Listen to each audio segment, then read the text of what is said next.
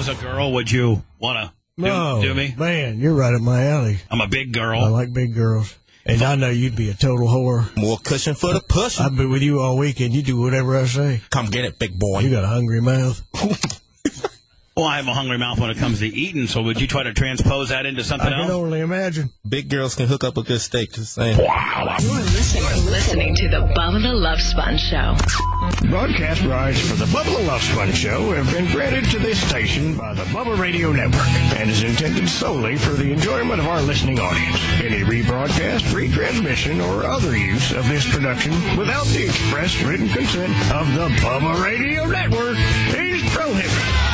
We don't know what we're going to say. We know there's going to be about 46 seconds before the PD starts chiming in on the deal, and we know that it's going to price up. Look, boy, he's cheating out of his mind. Pretty much just tell on yourself that you suck, buddy. And I bet you could get me drugs I've never even heard of. 40 milligrams of Cialis, a half a Xanax, a Soma, and or a bike. Oh, you're the expert. You've got to lay off the cheese. I'm never wrong. Dude, I don't think we should be messing around with that crap anymore. Wonder if that break went too long, and if you're a program director who knows nothing about radio is going to fire you or not. Well, I guess this is the end of a chapter in your life. Shut up, bitch. Move on. Broadcasting live from the 1-800-ASK-GARY studios. This is the Bubba the Love Sponge Show. Hello. We're down a soldier. Ned, you're even here on time, and your great urban friend did not make it. You fired him? No, I didn't fire him, and this is going to shoot. By the way, it's the Bubba the Love Sponge Show. Absolutely, positively shot out of a cannon. Early on, right out of the box. And Ned, to show, by the way, the Facebook friend of the day is Andrew Chapman. Andrew Chapman from Standish, Maine. Thank you. Is our Facebook friend of the day as we approach 90,000 on that deal. I like to hit it. Thank you so very much. And Ned, to show you how much I've really changed. Yes. And how patient I am continuing to become. 25, I know you're listening to this show right now. Just slow down. Go the speed limit. It's not a big deal when you get here. He's up on two wheels like Joey Chitwood. He's doing Joey Chitwood stuff. Joey Chitwood meets Gene Lasker. Let me tell you something. I got my Corvette going 185 one time across town Franklin. Listen, slow down. Go the speed limit. Take your time. It's not a big deal. Okay, buddy?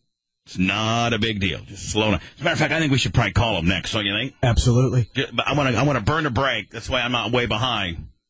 But I need you to slow down. Call him and grease him. No. Slow down. There's probably some story why he overslept. He was too drunk and high and whatever. He had a couple. There better be a story. Yeah, there better be. It just better not be that, I just woke up late. 25, slow down. It's not a big deal. Man, is this not an unbelievable change? It's a night and day. I mean, back in the day, but I'm telling you right now, you might as well turn your car around and go home because you got today off. Think about it. Don't even come in. Don't even come in. You're done. You know what? Take the whole weekend off and think about how much of a numbnut you are. No pay. And I'm going to let you know Sunday night at 6 if you even got a job for Monday. The new Bubba's like, man, relax. Not a big deal, kid. Get here when you do.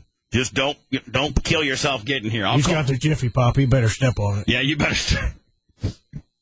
He went to the store. I did give him some money to buy Jiffy Pop last night.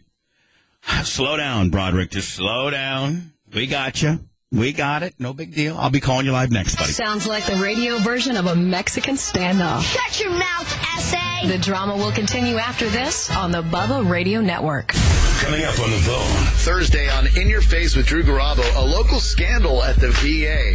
How come the guy who spoke up against the injustices and incompetence of a local VA administration got fired? And what is the government going to do about it? I'll answer those questions Thursday on In Your Face with Drew Garabo. Not here today. Or, Nettie, I guess he's here. He's on his way. Yeah. Running late. And I'm not mad. I'm not, the old Bubba probably would have had him fired by now. 25.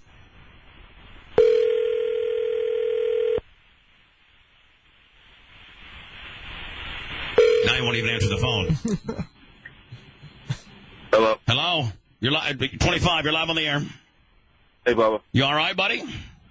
Yeah, I'm all right, man. Did you hear Did you hear me? Did you hear us on the air where I said just slow down? Not a big deal. You're not going to get fired. I'm not mad at you. Nothing. Just chill out. Nah, I know, man. I appreciate it. I'm just more pissed off. I woke up late.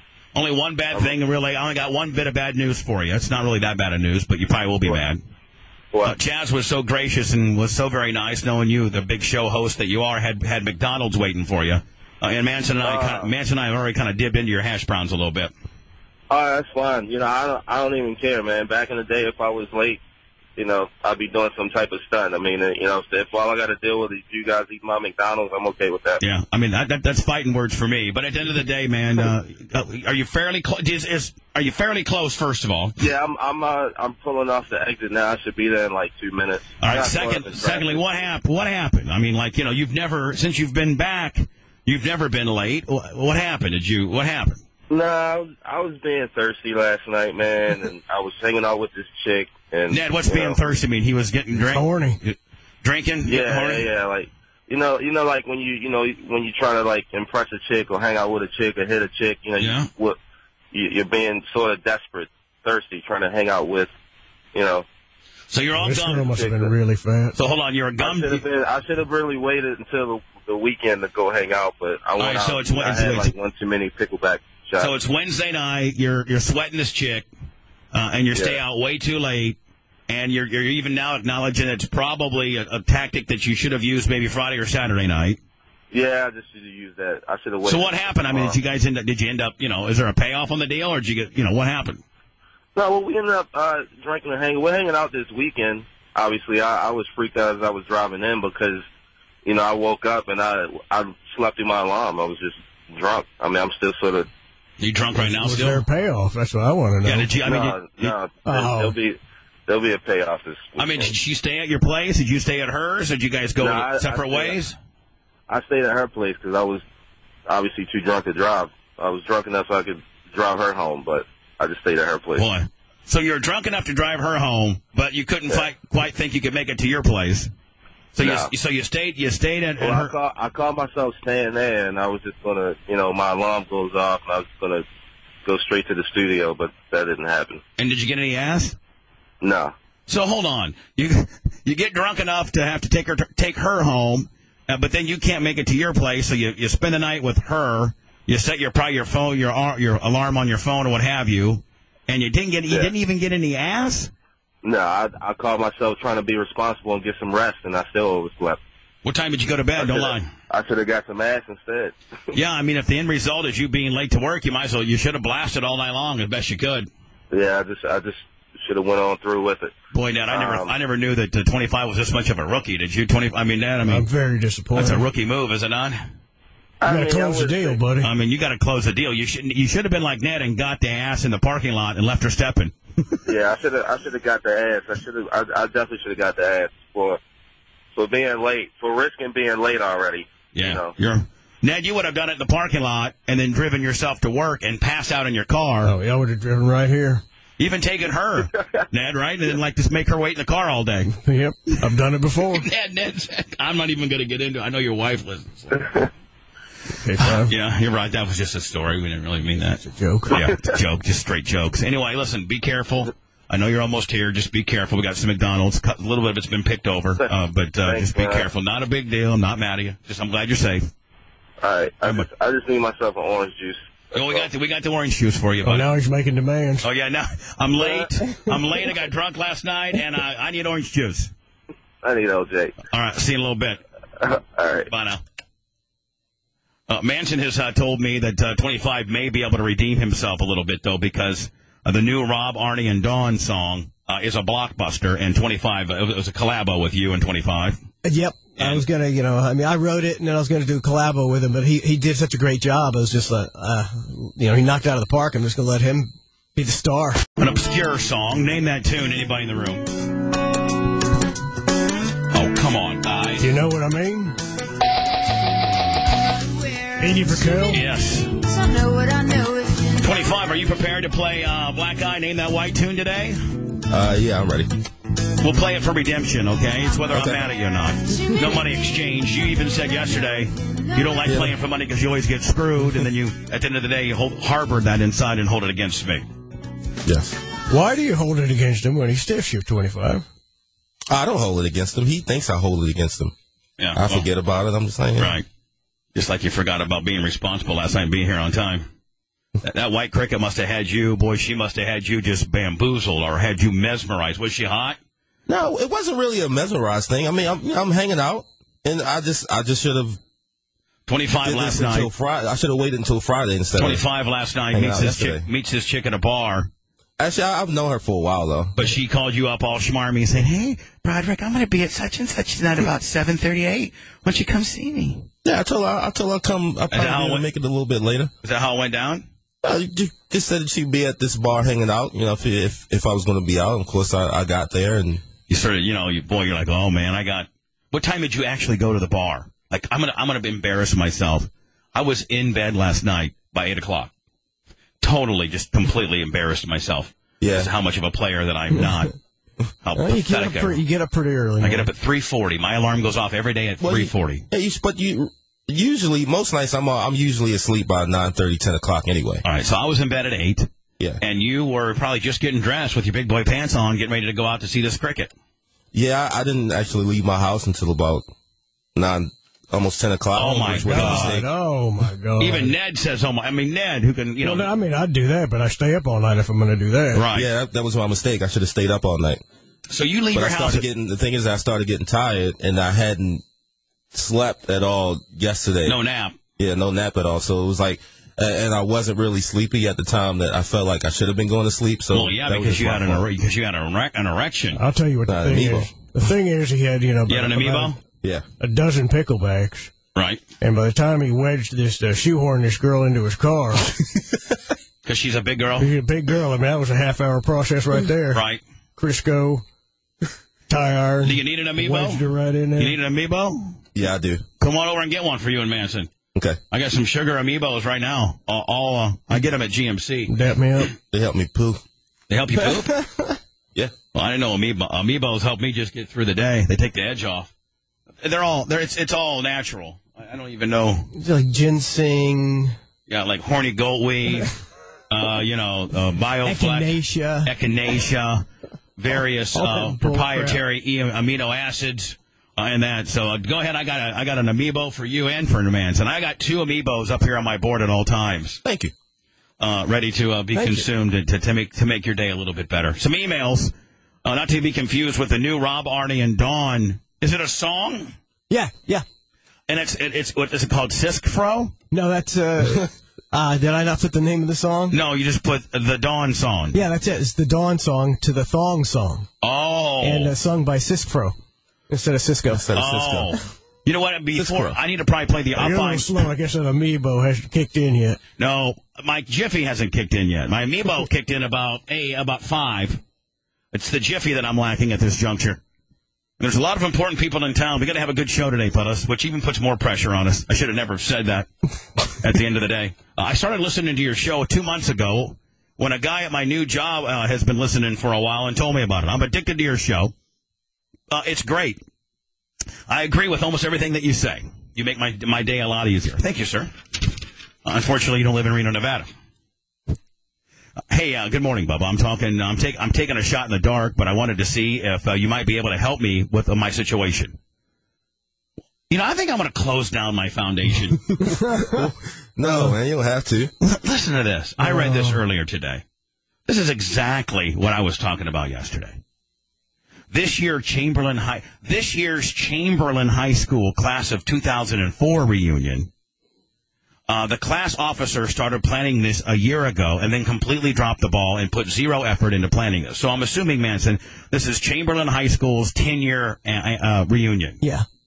And so I decided to step up the last minute and give it a class reunion a try. The venue the officer tried to pick was the Green Gator, the old Green Iguana, I was able to talk with Jackson's, what seems to be a nicer place, but they want way too much money. Is there anything that you could do to help me with your foundation so that we can have a good 10-year reunion? I would certainly appreciate it. Are you kidding me? Are you kidding me? Everyone deserves a good 10-year reunion. How are you going to deny these people that? Yeah, and dig deep, Bubba. Don't you help them? I mean, I would be embarrassed. Yep. I would be embarrassed if anybody myself, my wife, my girlfriend, or any human being that I knew had the audacity to reach out to a foundation asking for help for your 10-year high school class reunion. Like, that's that big of a deal in the overall scope of things of what my foundation does, which is my number one mission statement, or our number one goal is to help first responders, widows that have lost their life in the line of duty. That's what nearly $500,000 has been earmarked for. We've done some other nice things as well. There was a quadriplegic couple that couldn't stay in their condo for a month. Their condo wouldn't, because of the elevator renovation. The condo was basically going to kick them out. I paid for like $1,800 or $2,000, or our foundation did, to give them some temporary housing. Yep. That, in my opinion, Manson, that's worthy of somebody who needs help. Yeah, somebody who needs help. Quadriplegics who don't live off the system, that get their asses up and go to work or roll to work in their little wheelchairs every day. That's not looking thrown out on their ass. They're getting ready to get thrown out on their ass. They're responsibly, have a condo. And their condo association, there's only one elevator. They live on the second floor. And their condo association's doing a 30-day renovation up to state code of their elevator, and basically was not going to give them a temporary place to live. Everybody else in the condo association could use the stairs. They couldn't. I stepped in 4 or 5 years ago and gave them temporary housing. That, my friend, that's the kind of emails that excite me and that I will help. Not, hi, the dumb bitch that was supposed to do our 10-year 2004 Chamberlain High School class reunion dropped the ball. It's now been handed to me. Jackson's nightclub wants too much money. Can we get some free money from you? No. We really want to party for our reunion. Please. No. In fact, I hope you don't even have one. Class reunion, not family. Yeah, here's the original. This thing right here is letting all the ladies know what guys talk about. Cisco. Cisco. The finer things. This is the original. Now, which one, by the way, the new Rob, Arnie, and Dawn song is parodied after this, right? You can't just do any old song. You got to go big. You got to bring out the Cisco. Yes. And it's Cisc Fro, correct? Cisc Fro. Because 25's doing it. Hold on. This is the original. Ooh, that dress so scandalous. You know enough to handle it. So you're shaking that thing like who's the ish, with a look in your eyes so devilish. You like to dance on the hip hop spots. You cruise to the cruise like an actor that's not just urban. She like. So 25 is talking about a girl, kind of like maybe the kind of girl that you were hooking up with last night. That's a little bit scandalous and caused you to be late to work today. Yeah, thick booty. Coming up with thick booty hoe, right? Yeah, thick booty. I think girl. he even says thick booty hoe, doesn't he? I don't know. I can't remember how this like song goes. She was living la vida loca. She had dumps like a truck. She had dumps like a truck. She had dumps like a truck. What's that mean? Truck. What's dumps like a truck mean? She had an ass. Okay. Guys like what? Guys like what? What? I think I'll sing it again. She had dumps like a truck. Guys like what? It's like he's touching himself. He's running one right there. He really is. All night long. Let me see that song. I mean, this was a huge song, was it not? Oh, yeah, it was big. Big song. It's actually a pretty good song. Yeah.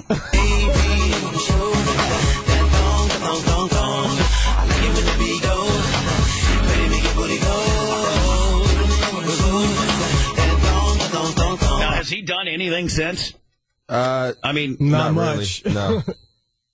Here's the new Rob, Arnie, and Dawn song called The Dawn Song by Cisc Fro. Cisc Fro. Our fine competition in Reno, Nevada, 104.1, that literally have been number one in Reno on KNOT, 104.5. They're literally 4 clicks or 2 or 3 clicks down the dial from us.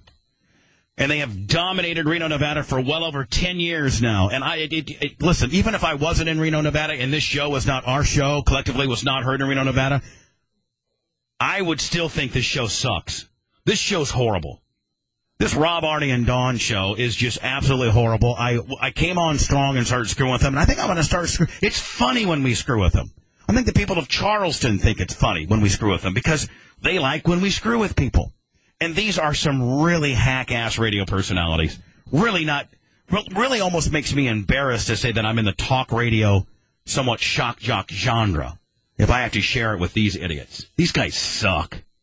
This might be the suckiest team we've ever gone against. I mean, I'm afraid the next time we go into a market, because it's not going to be this easy. I'm not going to have this much material. There's so much material with these three schmucks. Like, we didn't have this kind of material when we went into Fort Walton Beach. You know, they had the morning movement, which I guess supposedly... you had to work harder to make fun. Right. We haven't really had to work that hard to dig that deep to find something that funny or hackish about this trio. This is the new. We have a plethora of songs. Here is the new one. It's right here. It's letting all of Reno know what good radio is all about. Guess what? It ain't Rob, Arnie, and Don.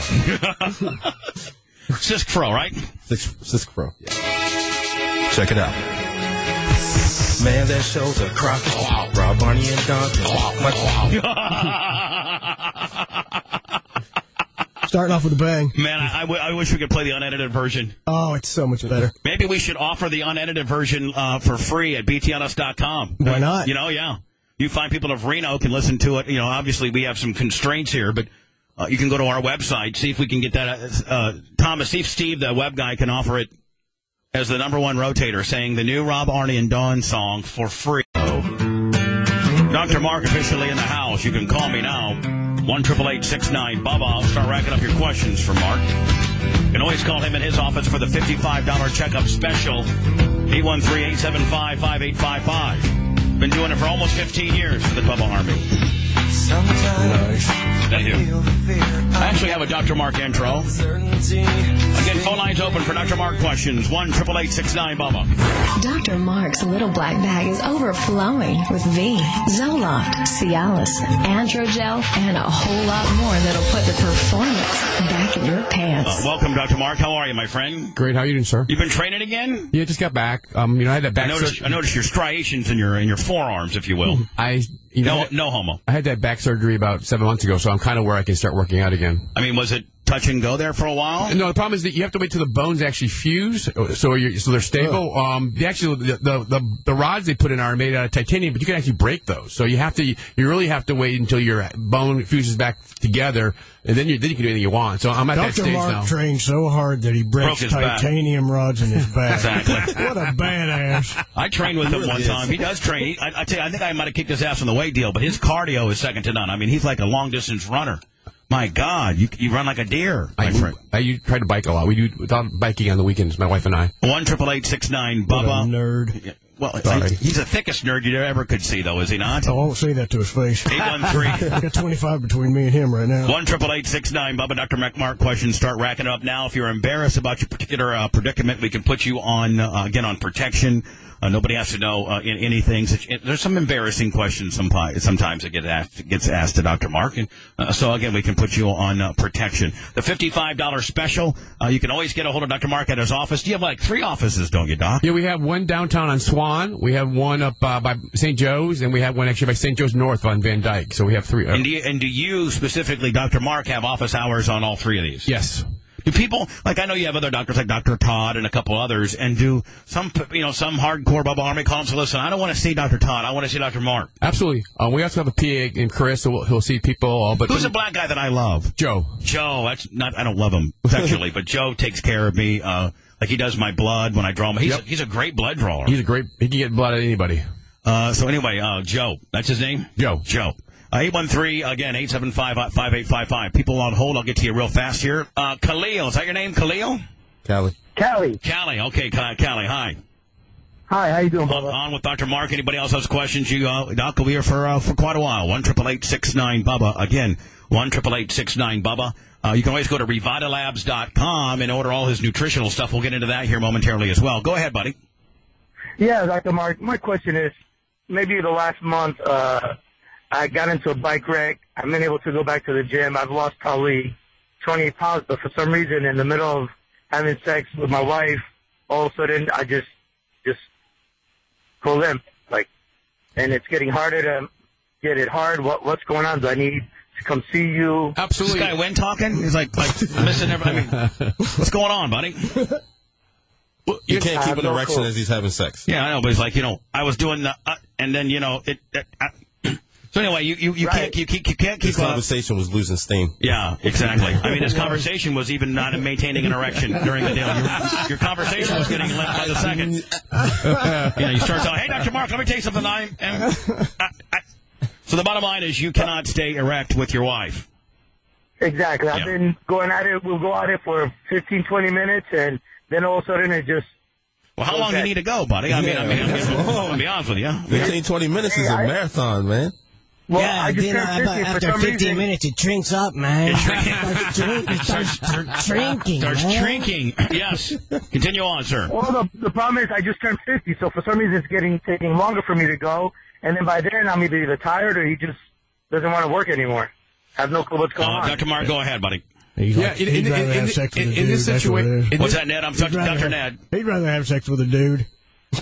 In this situation, there's a couple factors. Depending on your age and if you smoke or not, and having an injury where all of a sudden your health has changed, you may be under more stress, and all of a sudden you may not have the perfect erection, and then you start thinking about it too much, and you start going, am I going to have a good erection now? And you can literally talk yourself out of an erection. So perhaps if you strap Channing's Tatum a cutout of his face on your wife's, then you might be able to maintain it. That is an option. Yeah, you can do that. But he said he just turned 50 though. So I mean, so he's at that age where he has probably mild early signs of ED. So intermittent trouble can happen. You can use something like a Viagra, Cialis to get you through that. And as you get older, you may need it more often. But typically, it's not uncommon. So I would just say, come and see us. We'll put you on either Viagra or Cialis or Stendra, one of the agents, and see if we can improve that. And you get through this process. This guy's almost like the prime template of what we look for. ED is. I mean, with regards to Cialis, Viagra, all that stuff. I mean, 50 years old. The first sign is inability to maintain an erection is the first sign of early ED. So it doesn't get quite as hard as it used to, or during sex you actually lose your erection. That's the first signs. But now my question is, this just happened all of a sudden within the last couple of weeks. I mean, everything was fine. Because the stress of the accident, being not working out, all those things all those factors will make it harder to get an erection. So you probably were borderline, like getting ready to have a problem, but you got pushed over the edge because of the accident. So in this situation, we can put you on daily dosing Cialis. We can put you on Stendra. There are all sorts of agents that we can help you out with. All right, buddy. Okay, so then how do I come see you? What do I need to do? I'll put you on hold. We'll give you his information, okay? And you can make an appointment, okay? Bubba, thank you so much. Thank you, man. I appreciate it. This guy's the classic guy. I mean, he really is. We see these guys all day long in our office. Betsy, I have you on protection. Betsy, hi. Hi, how are you? Good, honey. Go ahead. My boyfriend is 56. He has diabetes, but it's only controlled by taking a pill, so he's not on insulin. How old are you, Betsy? That's something I need to know. 49. So you're 49. Your boyfriend's 56? Correct. And he's diabetic? Correct. And he can control his diabetes through a pill, not like insulin injections? Correct. All right. Okay, continue on. So he's now on Viagra and Cialis, which is not working. They put him on testosterone. His levels are good now with the testosterone, but he still can't maintain an erection. As soon as we start to have sex, it goes dead. And you're not happy about it, are you, baby? I am very frustrated by it. Right. Are you masturbating a lot? I do my fair share. So it's a penis that's only really for display. It's a display penis. Over to the real doctor. Doctor, go ahead. Well, he's got diabetes, which is a progressive disease that can cause neuro and vascular damage to not only the rest of your body, but also your penis. Typically in this situation, he may be on testosterone, but he may not be on the proper dosing. Typically, most people underdose, so he may have an improved level, but may not be as high as it could get to. Typically in this situation, sometimes we use Viagra and Cialis. Sometimes we use them in combination in diabetics like this, where we'll give them Cialis daily dosing, and we do a Viagra chaser right before sex. Now, at some point... So a daily doser and then a Viagra, right, an hour before you want to get crazy. A chaser. And that works really well in this situation. And finally, men do progress with the disease, so he may go into injections where we actually give a small injection into the penis, which gives them erection. That's called injection. Oh, man, you don't want, yeah. Oh, no. Yeah. Well, he gets a great erection, so I don't want to complain. If you want him, he may be at that point. So first off, he needs to come see me so we can. Doc, he's already on the 2, and that's not helping. But he's not on testosterone. Did she say he was on testosterone? He's on, but we don't know if he's properly dosed. Right. So He is. Well, you don't know that. For good when he goes in. How high They said that he's. How high are they? 300, 400? I don't remember exactly. It sounded like it was at the max that it should be for his age, though. Well, I don't know, because there's no age limits on it. So it sounds like the doctor is using, funny information. So I would say if he really wants help, he needs to come see me. We'll check everything out. And he may be at that stage we can help him still with oral medication. There's actually a vacuum pump we can also use where we actually have them exercise. Ned highly recommends a vacuum pump. I've burned through 3 of them already. Ned's gone through how many? 3. We actually use them to exercise the penis and actually stretch it out. You do it just now. Could Doc, if Betsy, Doc, do some of these men that use the pump, they let their wife pump them up like as kind of a rehab deal? I don't have that kind of information. But okay. typically we teach them how to just use it for a few minutes a day just to engorge the penis. That actually can help the tissue respond well and make it more reactive. So there are things called penile rehab. So these are all things we need to look at, especially being a diabetic. We have to make sure, we're maximizing all the options for him. But, unfortunately, typically we have been like this, and they progress from oral meds to injection, and then they finally end up with an implant where we actually put a penile implant in, which is a certain honey. procedure. I mean, if you don't start getting a handle on this now, and he continues to get atrophy and things like that, he's going to have to get like a pump up the volume implant, will he? And you don't want that. No, at that point, you're going to leave him. Let's be honest, right? Dr. Mark, does it matter that he's a diabetic or no? Absolutely, that's the key. That's the absolute key right here. Yeah. 56 diabetic. He's basically operating like in a 75-year-old body. And depending on how well he has controlled it over the years, it's a progressive disease. So Betsy, let me ask you a question. You're saying you love this man so very much, though. So if he could no longer, have sex, I would stay with him. You'd stay with him. I would never leave him. You're a hell of a woman, honey. I'll tell you that right now. Oh, okay. So all anyway, right. Thanks, Betsy, let me put you on hold and make sure the phone screener gives you Dr. Mark's information. I think that your guy, you certainly just probably being misdiagnosed or not properly dosed, so to speak. So you need to see Dr. Mark. It's very $55 is all the checkup cost. So I'm sure you can swing that. Great. Yes. I'll put you on hold, man. Thank you so very much. A bunch of great people.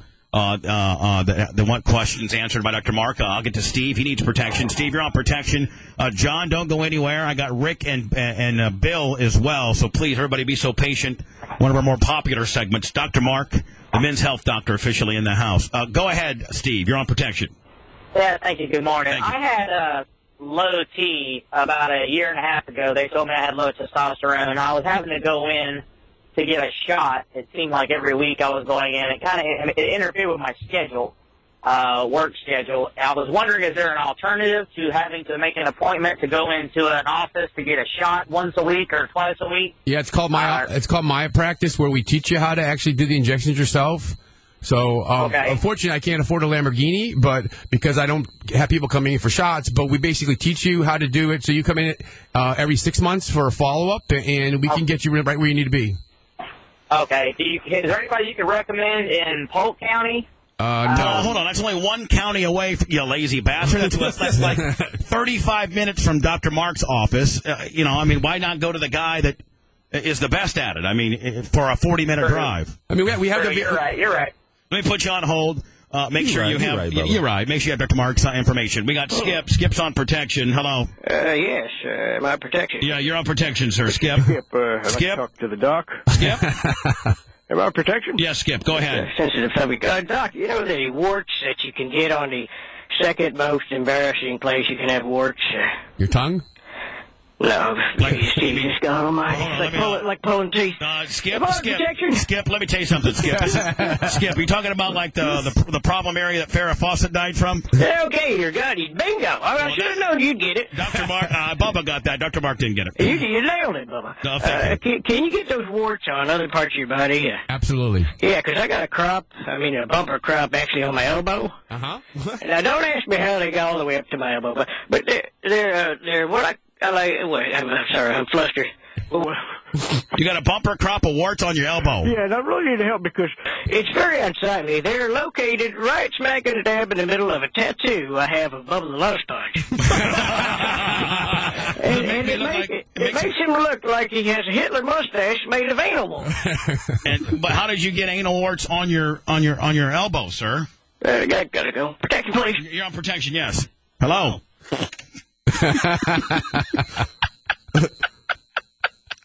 I got John. John, you're on the air with Dr. Mark. You can always give Dr. Mark a call in his office, 813-875-5855, for the $55 Bubba Army special to see if you're a candidate for daily dosing of erectile dysfunction, premature ejaculation, testosterone replacement, Revitalabs on the nutritional side, which I got some questions to ask with regards to that as well. John, hi. How you doing? Good, sir. Thank you. I fell about 10 years ago. I got knocked 18 feet off of a house, and I've been going to pain management ever since. And I know sounds like you're on some real heavy-duty pills right now, to be honest with you. Don't get mad at me. I wish. No, my daily dose. But I notice my sexual drive and my sexual stamina has went basically to the birds. And my woman's not very happy about it, so I gotta do what I gotta do to get that taken care of, because if she ain't happy, nobody's happy. Right, and she couldn't leave you at the end of the day. That's cool. And I'm wondering, does that have a lot to do with the medication I'm on? Yes. Do you smoke also? Yes. Of course he does. You get the triple whammy. And how old are you? I am 40. Okay. Well, your age, the fact that you smoke, the fact that you take chronic narcotics lowers your testosterone. I mean, I don't know why you expect to have an erection. It's just that you're going everything opposite. I think Pantera could have answered your question, my friend, to be honest with you. The dumbest guy in the building. I think he could have answered your question. You probably have hypertension, high cholesterol too, right?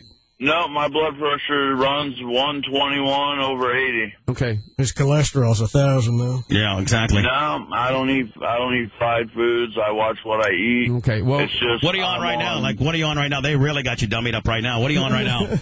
I take 30 milligrams of oxycodone 5 times a day. 5 times a way, Doc. Doc, I don't think Submit could get his penis hard, to be honest with you. Methadone twice a day. Right.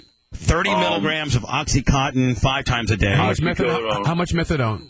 I am on 3 10-milligram tablets a day. Okay. From what? Why does you have to take the methadone? Well, the problem is with narcotics is you start with one pill. And if you're on it chronically, your tolerance goes up. So then you need 2, then you need 3, and then eventually you need 15. Because it's a gateway to heroin. Nowadays, it is. It not only is addicting, but there's diminishing returns on it. So you can't just stay on 5 a day. It's always funny though. People. So that's what's doing to your liver, Doc. He's basically a pill addict because he has pain. I was on more than that, and I had the doctor actually lower my dose some. Doc, I mean, what's he doing to his liver and his kidneys? Because Go ahead, I've got severe herniated discs in my back and my neck. My neck. He told me not even to go to a chiropractor about my neck because it could really mess me up. Why don't you go to a neurosurgeon? A neurosurgeon? Or orthopedic surgeon that specializes in back. I mean, these things can't be fixed. Now, sometimes they can't. And there are people who have chronic pain, and I feel for those people because... I think the guy just likes being on pills. Because it's a problem. No. It's a problem. The pill, getting put on narcotics is maybe the only way you can manage it, and then you get stuck in the same situation he is. You basically become an addict. I work construction. I'm a carpenter. I'm always lifting heavy stuff, and there's some days I don't take as much, but then there's some days I have to take the regular prescribed dose just to get through the day to make it through work. Yeah, can you imagine you're building? The guy building your house is on 15 oxys a day. Yeah, exactly. Yeah. So, anyways, in this situation, you need to get a testosterone level. Absolutely, I'm guarantee it's low. And so we could, and then also we could use something like Viagra. This guy's a mess, though, Doc. I know, but the problem is you can help this guy. He's stuck. I mean, he basically is in the system of chronic back pain with chronic narcotics, and this is a classic guy who'll have low T. We can use Viagra, Cialis to help him, and we can get his life better. I mean, unfortunately, I can't do much for his back pain. That's out of my. But if he would stop smoking and just get on maybe some of your regimens with regards to maybe some daily dosing of Cialis and maybe some testosterone, we can give him back some. You can probably get him an erect penis back. Get him a sex life back. But he's still a pill addict. Yeah, that's what I want, my sex life back. I still have some, but it's not the way it used to be. I mean, if you quit smoking, back the pills off a notch. And start smoking some weed. Believe me, I'll be honest, I'm on probation. As soon as I get off probation, I'm going to start smoking weed again. I ain't going to lie. What are you on probation for? For having 2 pills not in the proper bottle. There you go.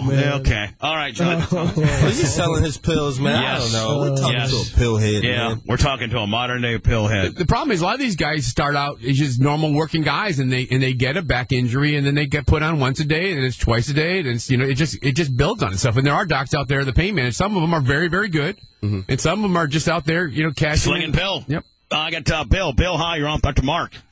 How you doing, Dr. Mark? How you doing? Good. Everything's okay? Good. Thank you, buddy. I have almost all the same symptoms the last guy has, and I could add depression to that.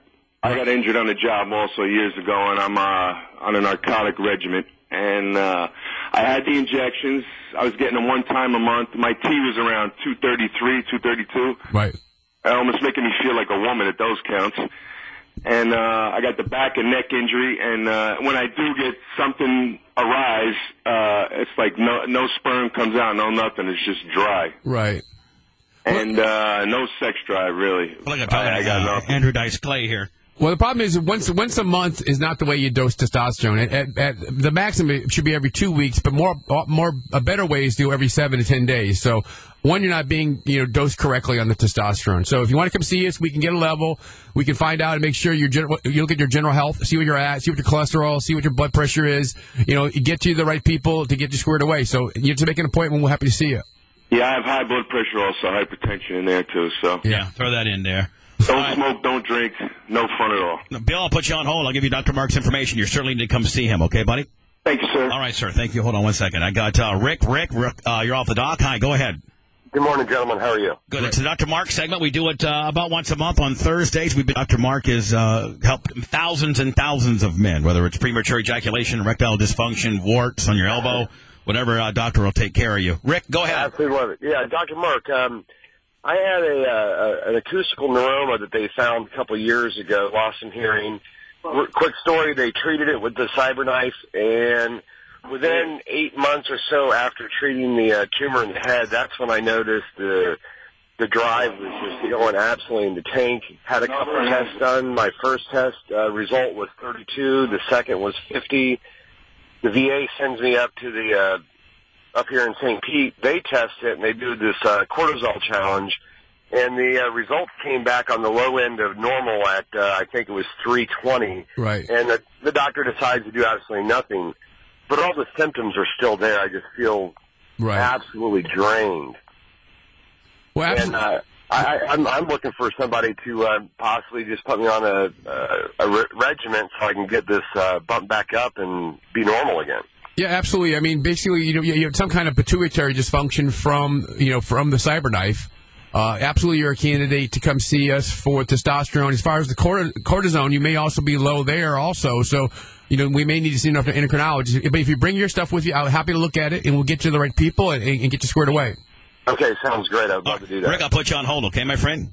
All right, thank you. Some emails. I got a ton of phone lines are packed right now. It's first come, first serve. So basically, as somebody drops off, we can get you talked or get Dr. Mark on with you. 1-888-69-BUBBA. Anyway, Doc, who do you have in the Fort Myers area? Dr. Dowler. He will honor the Bubba special too. He'll do the $55 Bubba special if you don't have insurance. Otherwise, he takes all insurances. Just give him a holler. Mike, you there?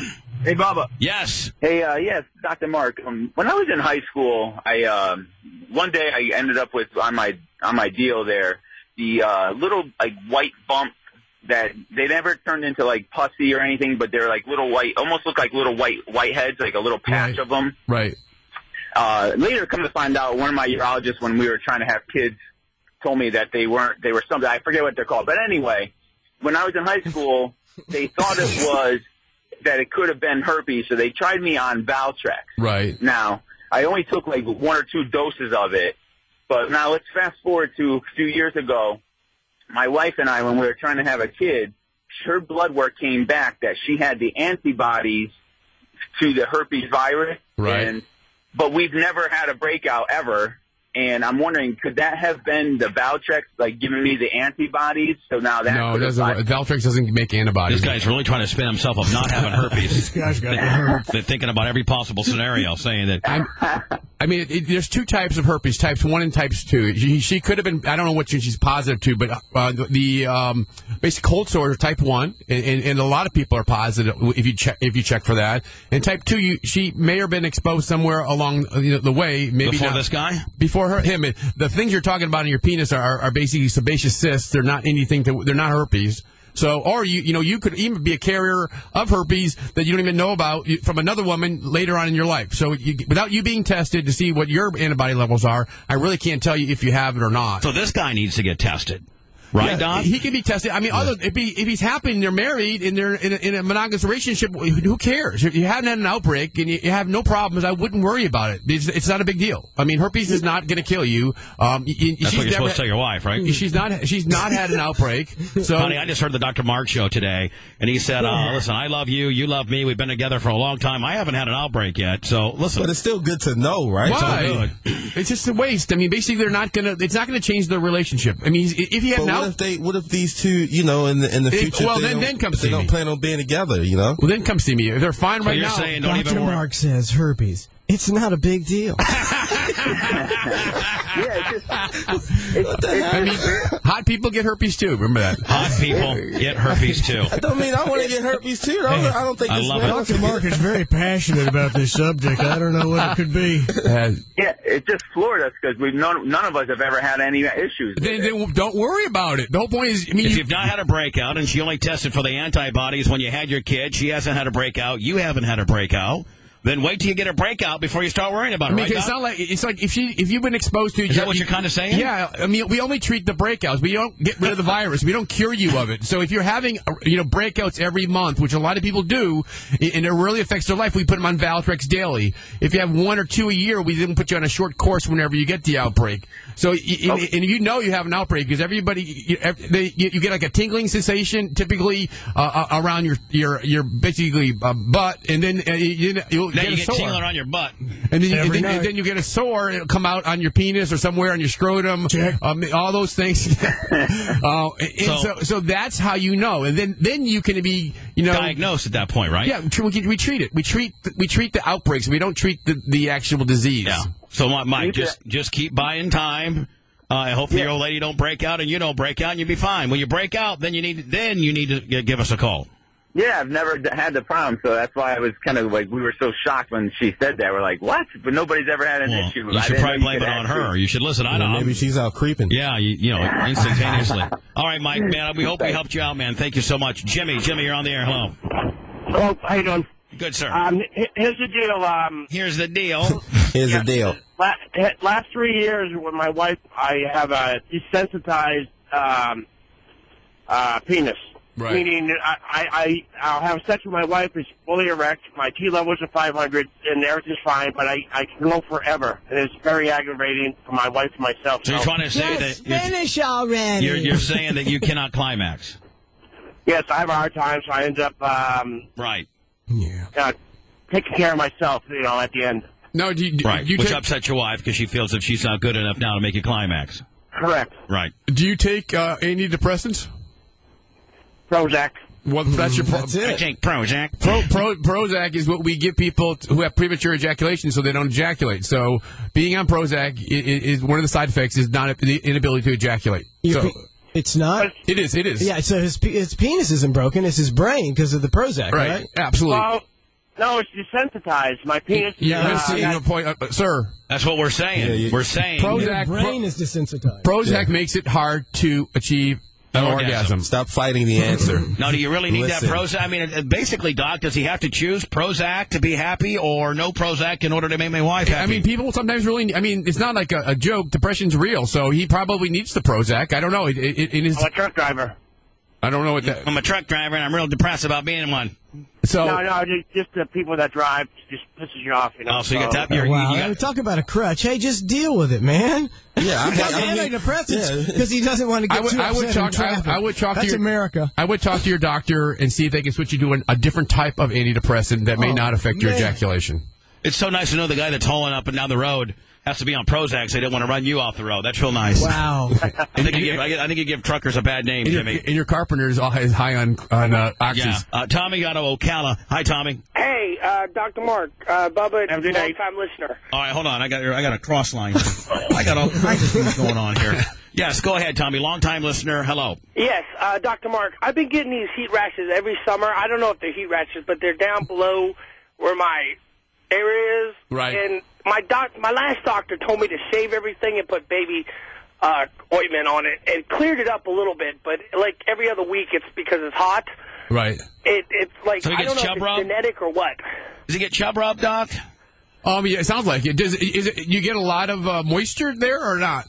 No, not that much. I mean, you can try like a dry fit Under Armour, boxer briefs that tend to keep that area even drier.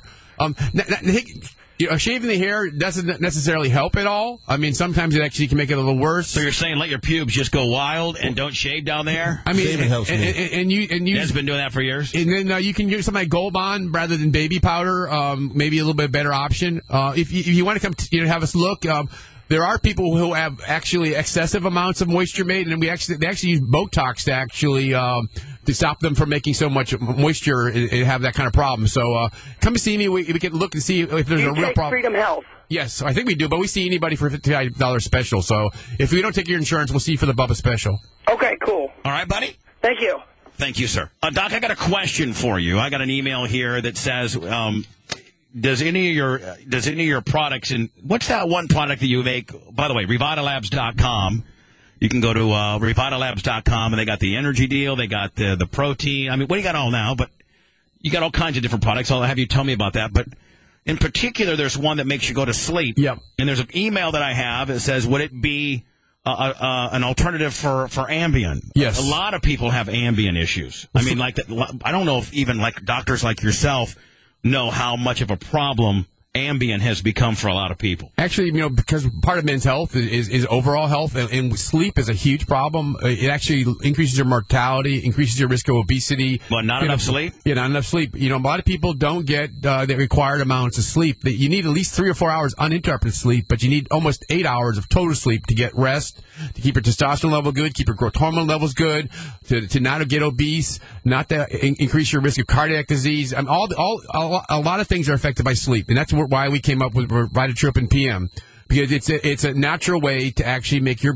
neurotone, basically how ramped up you are, just lower it down low enough so you can go to sleep and get good sleep. And so now, but hold on, Ambien, obviously prescription, hardcore, is a sedative. And it works. It's a sedative. You're trying to say that like the all natural stuff that I can buy at Revitalabs can actually be better. Oh, come on. Yeah, because Ambien's a sedative, and you actually don't get good sleep with Ambien. That's the thing. Taking either taking alcohol to make you go to sleep, or taking sedatives actually does not give you good sleep. It just knocks you out. So you miss the important parts of sleep. So it's almost like masking / fake sleep, almost. Yes, absolutely. Can we do the same thing with eating? Can I get fake eating?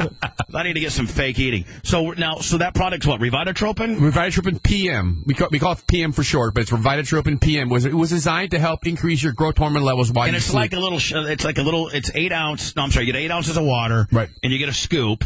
And you throw 1 scoop in, it's berry flavored, and you stir it all up. Yep. And you shoot it, right? Yep. And there's a little bit of a gummy bear at the bottom, because like a little residue. A little residue. You just down it all, and then about a half hour after that, you will get tired. I mean, if you're promise, guaranteed. Seriously? Not guaranteed, but promise. My wife will kill me. Yeah, absolutely. We have tons of people, trainers, people that we know that were on Ambien chronically, and we put them on PM, and they've never gone back to Ambien. So it can. I mean, I don't know if you know, it's a pretty big thing to take the place of Ambien, because these people that are on Ambien it's like when they start getting down to the last 2 or 3 pills, they start trying to line up doctors they can go to. I mean, they start fiending out. They go to the drugstore and try to buy the remedies. I mean, and Ambien's it's not a great drug. People wake up in the middle of the night, they don't know what they're doing. There's a lot of things happen when you're on Ambien. Eat, order things. You can purchase stuff on Amazon.com. I mean, there's all sorts of craziness. Check. So all that. I mean, it's a problem. Ambien is not a great thing. So getting on regimen of natural ways to make yourself sleep, like PM, is a great way. It's not addictive. It's not a sedative. If you have a job where you need to wake up, I take it. And if you need a job where you're going to wake up because you get a call, you're going to wake up and be fine. If you're not going to be sedate, so if you're getting up to drive a truck or a car, you can do anything you need to do. It's not going to make you. It's not a sedative. Doesn't groggy you out when you're in a hole. Not at all. But it will get you to go to sleep. Absolutely. Better than normal. Absolutely. And you're saying in some instances and a lot that it's as good as Ambien. So there's people that are jacked up on Ambien, which I don't even think you even know how many there are. I mean, it is tens of millions of people are addicted to Ambien. Yeah. Like they cannot go to sleep without their little Ambien. Sleep is the lack of sleep is people don't realize what a health issue it is, especially people who we do mornings. We certainly understand it. Obesity. One of the biggest why we have an obese society other than overeating is that we don't sleep well, and you increase your risk of obesity by not sleeping well. Man, so look at this. I was in the best shape of my life. If you think about it, I was in the best shape of my life when I didn't have a job. I could sleep in, and we went to afternoon drive. Think about it. Oh, yeah. I'm in the worst shape of my life doing mornings. We see this a lot in the shift workers like firefighters, police officers that work the night shift. You're seeing it right here. Don't try to talk about other people. It's right here. Well, they come see me at the office. I have to make house calls here.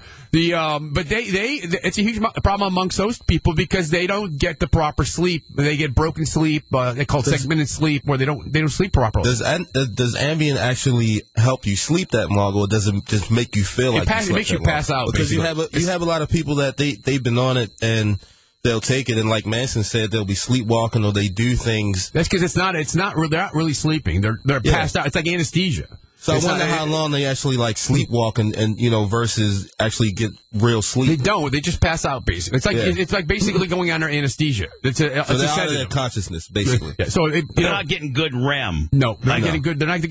Sleep is actually pretty complicated. There's all sorts of levels. Man, you're always looking for good REM, aren't you? What? Never mind. So Revitalabs.com, right? Right, absolutely. And it's called Revitatropin PM. About 7 years now. Revitalabs.com. Try some of the Revitatropin PM. What else you got, Doc? We have Max, which is the opposite. It actually jacks you up and helps you lose weight or just gives you energy. It's a great pill. Revitamax. And we actually have a special on that right now. 25% off all the Max products. It's just all caps MAXX. 25, and then you get Max. You get 25% off Max, and then we have the T product. Basically, it's a booster. Revita T. It just helps if you have low normal, like you're in the high 3s or 4s, and you just want to boost your testosterone for a cycle. We have that to help out. It's a natural way to actually make your body produce more testosterone. The problem is if you have really do have low T, it won't help you because your body can't produce it. So trying to make your body. If you need 50 to 80 points, it'll get you where you need to be easily. But if you need 400 points, well, you better come take some shots via your direction. Yeah. And we typically don't even, when people come see me in the office, I try not to mix and match Revitalabs and my practice because I don't want to be that kind of like a snake oil salesman. So, we do have great products online. And if you want to go there, go to Revitalabs.com. We'll be happy to take care of you. Revitalabs.com, and Dr. Mark's saying that the Revita PM can get you off Ambien. And we ship, overnight, the next day, so it goes right out with like 2-day mail, whatever. If it fits, it ships at my U.S. Post Office. And we're very responsive. Any questions, we'll be happy to answer anything you want. Revitalabs.com. I will be, Doc, I'm going to get some hard data on this Revitatropin PM because if it can put my guy to sleep, buddy. Call me out on it if it doesn't work. I will. It's worth the try, though, isn't it? Absolutely. Revitalabs.com. Back. Dr. Mark, thank you so much. Thank you, sir. 813-875-5855 is Dr. Mark's office number. You get the $55 special if you want. Get a checkup. See if you're a candidate for Viagra, Cialis, and all the ED drugs, or if you need testosterone replacement. What is that smell? Ned, she was passing her boobs around town like a bottle of Crown, but they were always good to her and him. Nice. I'm talking about the good times. Drinking down the bad. I'm trying to remember all those crazy nights that we had, but now I'm empty. All right, there you go. But I'm not sad. Remember that stuff that Dr. Mark brought in the premature deal? Numb It Up Jones? Yeah. Well, they should have called it Numb It Up Jones. It was called Promiset. There's a huge story on it. Promiset is a spray that reduces the sensitivity so that men can perform longer. It's available over the counter and is approved by the FDA. Known as anti-Viagra, the new drug which treats premature ejaculation could be the next big thing. Promised the FDA medication to prevent premature ejaculation is revolutionizing treatment for the condition which affects 1 in 3 men. Until now, impotence drugs such as impotence. Yeah, I'm sorry. Such as Viagra. That's impotent. Impotence drugs. I'm going to be more potent. I'm going to be more potent. Oh, I heard you were impotent already. Such as Viagra has been big business. So I didn't really think when Dr. Mark brought that in, that it was, I thought it was like a one-off Willie. I didn't know that it was going to be, I guess it's like gangbusters. Helps you last longer? Yeah. Promise it uses lidocaine, a pain medication, to reduce a man's sensitivity, which can make him perform longer. This year, it's believed that the sales of the drug will reach 1.5 million. Next year, expected to be nearly 5 million. And it's just spray it on. It's just a spray it on deal, ain't it? I guess so. Numb it up Jones. Numb it up Jones deal. Wow. Jesse Ventura on the Howard Stern show last week. I got to ask you something, Governor. Yes, Howard. What? You're pretty serious about running for president, right? And you're serious, and honestly, you're serious about me being the vice president. Howard, I won't do it if you don't do it with me. I will be that serious. If you don't, no, there's a method to my madness. Always remember. I know. I need you. You need me to raise funds. Not just that. I need you to not have to waste money. When I ran for governor of Minnesota, I had a statewide talk radio show. Right. Well, the FCC made me come off the air, and I went 6 months without any money or employment to run for governor. You don't have to come off the air. Because I'm on satellite. We can use this show to win the election. We would give the people of America the first opportunity to vote for a president that does not belong. Man, Jesse, he just doesn't stop, does he? No. I mean, he's a media darling, nonstop. You could get him on the air anytime. Belong to a political party since George Washington. And what would that look like? He is our only president who did not belong to a political party, and I think people would jump at that today. He was not a Democrat. He was on a Republican. I'd take Howard Stern and Jesse Ventura over the idiots now. Why not? I mean, nobody. First of all, experience means nothing. Seriously. Experience what? A lifelong experienced politician that's been a lifelong experienced, screwing us and on the take? Plus, didn't Jesse Ventura pretty much turn Minnesota around in one term without raising taxes and stuff? Yeah. No nonsense? That'll never happen. It was nothing. Is that enough? No. Is that enough for us to win, though? Will people understand that benefit? I think so. In light of what's going on today with the government shutdown. The Middle East is such a problematic area. Get out of there. No one's been able to solve it diplomatically or otherwise through You wars. never will. So get the out. Right. We'll probably be running against Hillary Clinton and whoever she chooses. Okay. And who are you going to vote for then, Howard? Because you're a big Hillary fan. I don't know that I would vote for myself and the governor. I don't know that yet. I have to hear what we all have to say and make a decision. The biggest fear, we'd win. That's right. Because let me tell you something. Have to do the first thing I'm doing as vice president, with the president's permission, is I'm going right up to Camp David. I'm going to learn how to play golf, and I'm going to have dinner parties. We could do it. We not even do it. We would shake it up so much. We would cause so much trouble. Imagine if we start polling over 20%. There would be panic. There would be panic. There you have it. Dad, what do you say so many times that if you mess with a tiger, what do tigers do? And wild tigers bite. Wild tigers bite. And so you're this, 600 or 700, 800 pound tiger, and you've been housed, or your home or whatever. You're captivated is the exotic animal park in Oklahoma, and you're sitting there at this big ass tiger, and you see people roll around all the back and forth, and look at you. Don't you think in your little tiger brain, if I ever could take a hack at one of these people? That's why it's like a 95% rate of percentage wise. Anytime somebody has interaction with tiger, very rarely do you say, such and such was trapped in a tiger cage, and the tiger went up and loved on him, did nothing. And because those tigers probably hate being where they are right now. So this dumbass woman in Oklahoma, I don't know how she got this close. She stuck her hand or her arm. She was a worker. And she was a worker? Yeah. And she stuck her arm in the cage. Whoops. Well, Again, and that isn't like 99%. I mean, very rarely are you not going to take a hack on that deal. No, but wild tigers bite. Wild tigers bite. Stand by. This morning, we're getting a closer look at the zoo in Oklahoma where a female worker was brutally attacked by a male tiger early Saturday morning. The incident happened here at the Garrold Wayne Interactive Zoological Park in Oklahoma. According to park spokesperson Joe Trevogel, the tiger bit the woman's hand, violently pulling her arm into its cage through a hole just 4 inches wide. Oh man! So the tiger, he latched and locked. He latched and locked. Imagine how painful that was. Oh, yeah. Oh, and terrifying. She didn't feel Despite initial fears the worker would lose her arm, surgeons were able to save it. He says she's doing well, but admits the attack was her fault. Every once in a while, people let their guard down working with animals like this, and they forget that they're animals. Trevogel says this is the first incident of its kind to happen at this small zoo in rural Oklahoma, where he also lives and performs. This is hardly the first time we've heard of animal attacks at these so-called roadside zoos. In 2000, looks like a roadside willie. Yeah. Again, and those roadside willies, man, like places like Busch Gardens. I don't really believe in animal captivity very much, but when you go to some of the real big places, they do their best to give them some natural habitat, including area. But roadside willie zoos. I mean, the tiger probably had an area about the size of this room, to be a tiger.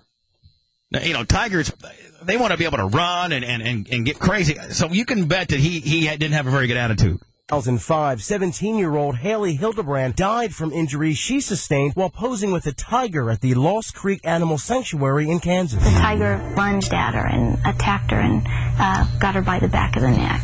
Oh, like it was picking up its young. Zookeeper Jack Hanna says not everyone is equipped to tame the wild kingdom. I know it can happen. I've seen this after 45 years of working. Well, first of all, nobody is. Unless you, nobody is equipped to tame the wild kingdom, right? No. I mean, you may be equipped because you have a gun or a tranquilizer, but you're still, without being armed, nobody is. Animals that when you're dealing with a wild animal, you have to be very careful with what you do. The park says this... Again, news of the obvious, right? Yeah. Tiger will not be put down, although the animal has been quarantined. He stays in human blood now. To the public exhibit anytime soon. Now, at the time of the incident, the victim, who has not yet been identified, was wearing a goose down and leather jacket, and it's believed the jacket may have gotten stuck in that cage. No, but tigers the tiger love was to eat actually geese. attracted to its smell. And even though the zoo blames the tigers like what? He like to eat geese. He can smell the goose down. It's like, there's something in there. There's a goose in there. They weren't after your arm. They were after the goose down. Every tiger in captivity, the only thing they think about all day is killing you. Yeah, they see you as a human. You're the guy that, no matter who you are, you're the guy that you representing a human. Yeah, you bred me. You've been beating me. You feed me. You cage me. You this. You that. One of these days, I'm going to kill you. Because what else do I got to do all day except walk back and forth and plot on how I can kill you? Right. So don't be surprised when I gnaw your arm off. Yeah. when I know. Yeah. So don't take it as a big revelation when I gnaw off your arm. Yeah, don't be so shocked. If you put a human being in solitary confinement, they eventually go insane. So imagine a tiger. What happened, the incident remains under investigation. Meanwhile, though, the Humane Society of the U.S. called this zoo substandard and says it has a history of animal attacks, calling it, quote, guys, a ticking time bomb. Ned, newsflash. Wild tigers bite. Newsflash for you, fag. Wild tigers bite. Newsflash for you. By the way, this Ned made after Siegfried and Roy. Yeah, after they took a hack. Siegfried or Roy, whichever one of those guys. Tigers bite. Newsflash for you, fag. Wild tigers bite. Newsflash for you, fag. Wild tigers bite. Get queer got tigers in your magic show, but wild tigers bite. Wild tigers bite. They're carnivores, you dumb nuts. Wild tigers bite. Wild tigers bite. Aye, he bit you round the neck. But Queer Roy, what the did you expect? Making huge dough, lounge show, but they're wildcats, you dildo. Wild tigers bite. Wild tigers bite. Yeah, you screwed it up. Tiger cub spit you you out and chewed you up. Wild tigers bite. Wild tigers bite. Wild tigers bite.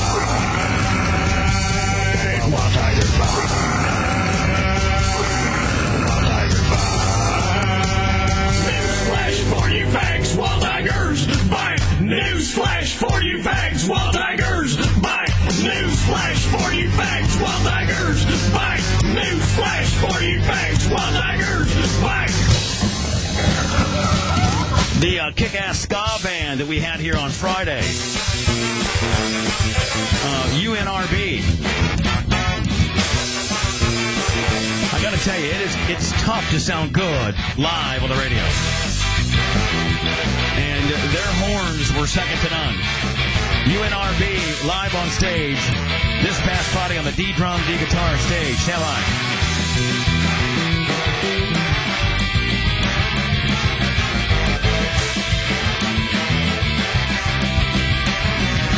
For too long I stayed silent while you're walking out my door. I can't take your lies. You guys see where Dion, my boy Dion, is in the hospital. Uh-oh. Yeah, he what happened? Got off a plane. I think he was going to, he works for NFL Network, and he has to be there by like Sunday, like at noon or something in L.A. He leaves from Dallas and travels to L.A. So Deion Sanders was hospitalized Sunday afternoon after landing at LAX and feeling a sharp pain in his stomach. They have learned Prime needed immediate action, or attention, I should say, after arriving in Los Angeles.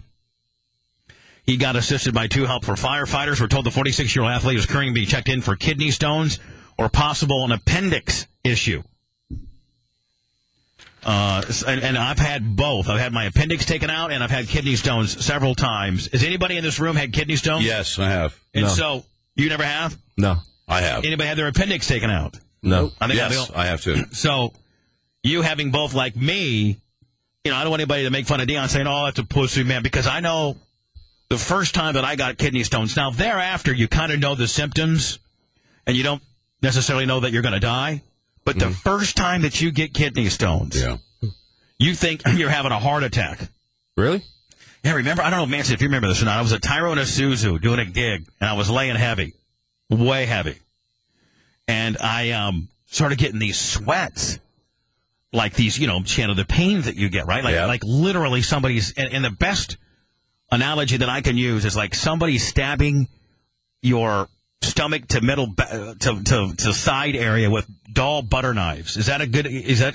Mine was a little sharper than that, but it was very, very. I mean, I would be walking and it would just hit me, and I would drop to my knees. Yes, it's like they say it's the equivalent. It's the man equivalent to a woman giving birth. Is what they say. Yes, exactly. Or more painful than birth. Yeah, and so I'm laying heavy. What does that mean, laying heavy? I'm fat. Oh, better than I am now. Like either had a lot of money or your penis was exceptionally big or something. No, neither. I'm fat. I'm way heavier than I am now. Okay. And so I'm at Tyrone Isuzu doing this gig, and I tell my boss, Elliot, I think Elliot was the boss there, the guy, the man who runs the dealership. I'm like, I got to go to the bathroom. So I go to the bathroom, and I feel like I'm constipated. I feel like I got to poop. Like I got a big log jam. And so I take my pants down, and I sit on the toilet, and I'm just going, nothing. You let it rip. Nothing, but nothing will come out because there's nothing to come out. I'm not constipated. Lucky you didn't pull an Elvis. Yeah. And die on the deal. Yep. So then I come out, and I guess I can't take it anymore, and I literally, like you said, Shannon, I fell over. Well, then Channel 10 report. So they go get the meat wagon, they come get me, they take me to Edward White Hospital down in St. Pete, and then Channel 10 reports that night, Bubba the Love Sponge, Rush in the ambulance. Early reports call apparent heart attack. Wow. Yeah, they thought I was going to die.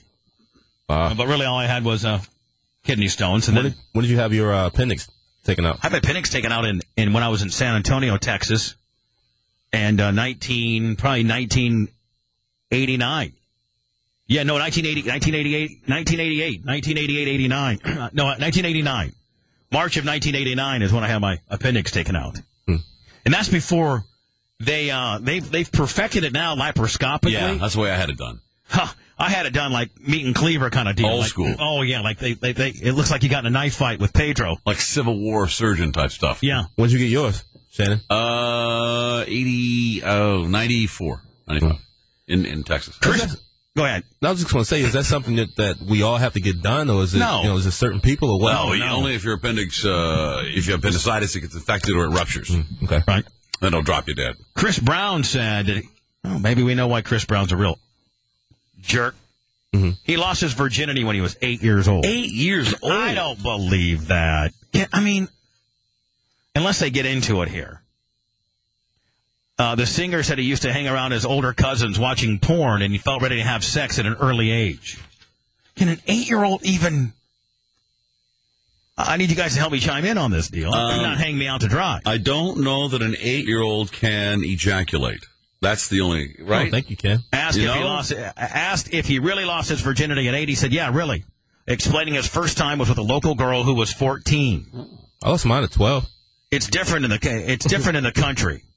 By that age, we already were kind of hot to trot. Girls weren't afraid to talk about that stuff. I wasn't afraid, so being 8 and living in the country kind of preps you for the long run. What's it, prep you to beat the crap out of women, almost kill them as well? I don't know if you can have sex. I guess you can probably have sex the minute that a man can get a male can get an erection. What it means to you and whether you do other things is probably not consequential based on, all you really need to do is have an erection to have sex, right? Yeah. Who is he having sex with? A 14 and 15-year-old girl. Yeah. Bizarre. Lauryn Hill, was she from the Fugees? Yeah. Yeah. She's officially out of prison now. Woo, what was she in prison for? Tax evasion? Yeah. How much time did she do? Lauryn Hill walked free from a federal prison Friday. The Grammy-winning artist was released from the low-security all-female facility in Danbury for 3 months for failing to pay federal income taxes. The 38-year-old still faces restrictions, though, 3 months of home confinement and a year worth of supervised probation. She's also been ordered to pay penalties and taxes that she owed. Her lawyer said that she since has fully paid all of her taxes. The singer got out several days earlier than planned due to various factors, including good behavior. The former Fuji star and solo artist sold 16 million albums over her course of her career. So she tried to cheat and not pay, or she didn't report everything. She didn't meet the tax obligations at the time. She pled guilty last year to 3 counts of failing to file tax returns on more than 1.8 million between 05 and 07. Yeah, man. You got to file. It wasn't Wesley the same way. 25. He didn't even file. Right. Yeah. Well, he was told by some advisors that he was doing that sovereign citizen gimmick. What do you mean? We claim like you're not a citizen of the United States of America. You're just a citizen of America, and therefore you're not. Well, to me, you must have some big balls if you're going to pull off that excuse. Because I'd be a nervous wreck, sleeping at night. Yeah, because the income tax is unconstitutional, but they're not going to let you off on it. They don't care. They're going to put you right in jail. Yeah. Pennsylvania Republican Governor Tom Corbett is in hot water after he compared same-sex marriage to incest in a TV interview. The governor was speaking about same-sex marriage on WHPT when one of the anchors asked about a statement his legal team made in a recent court filing. That statement compared the marriage of gay couples to child marriage. It was an inappropriate analogy. I think a much better analogy would have been brother and sister, don't you?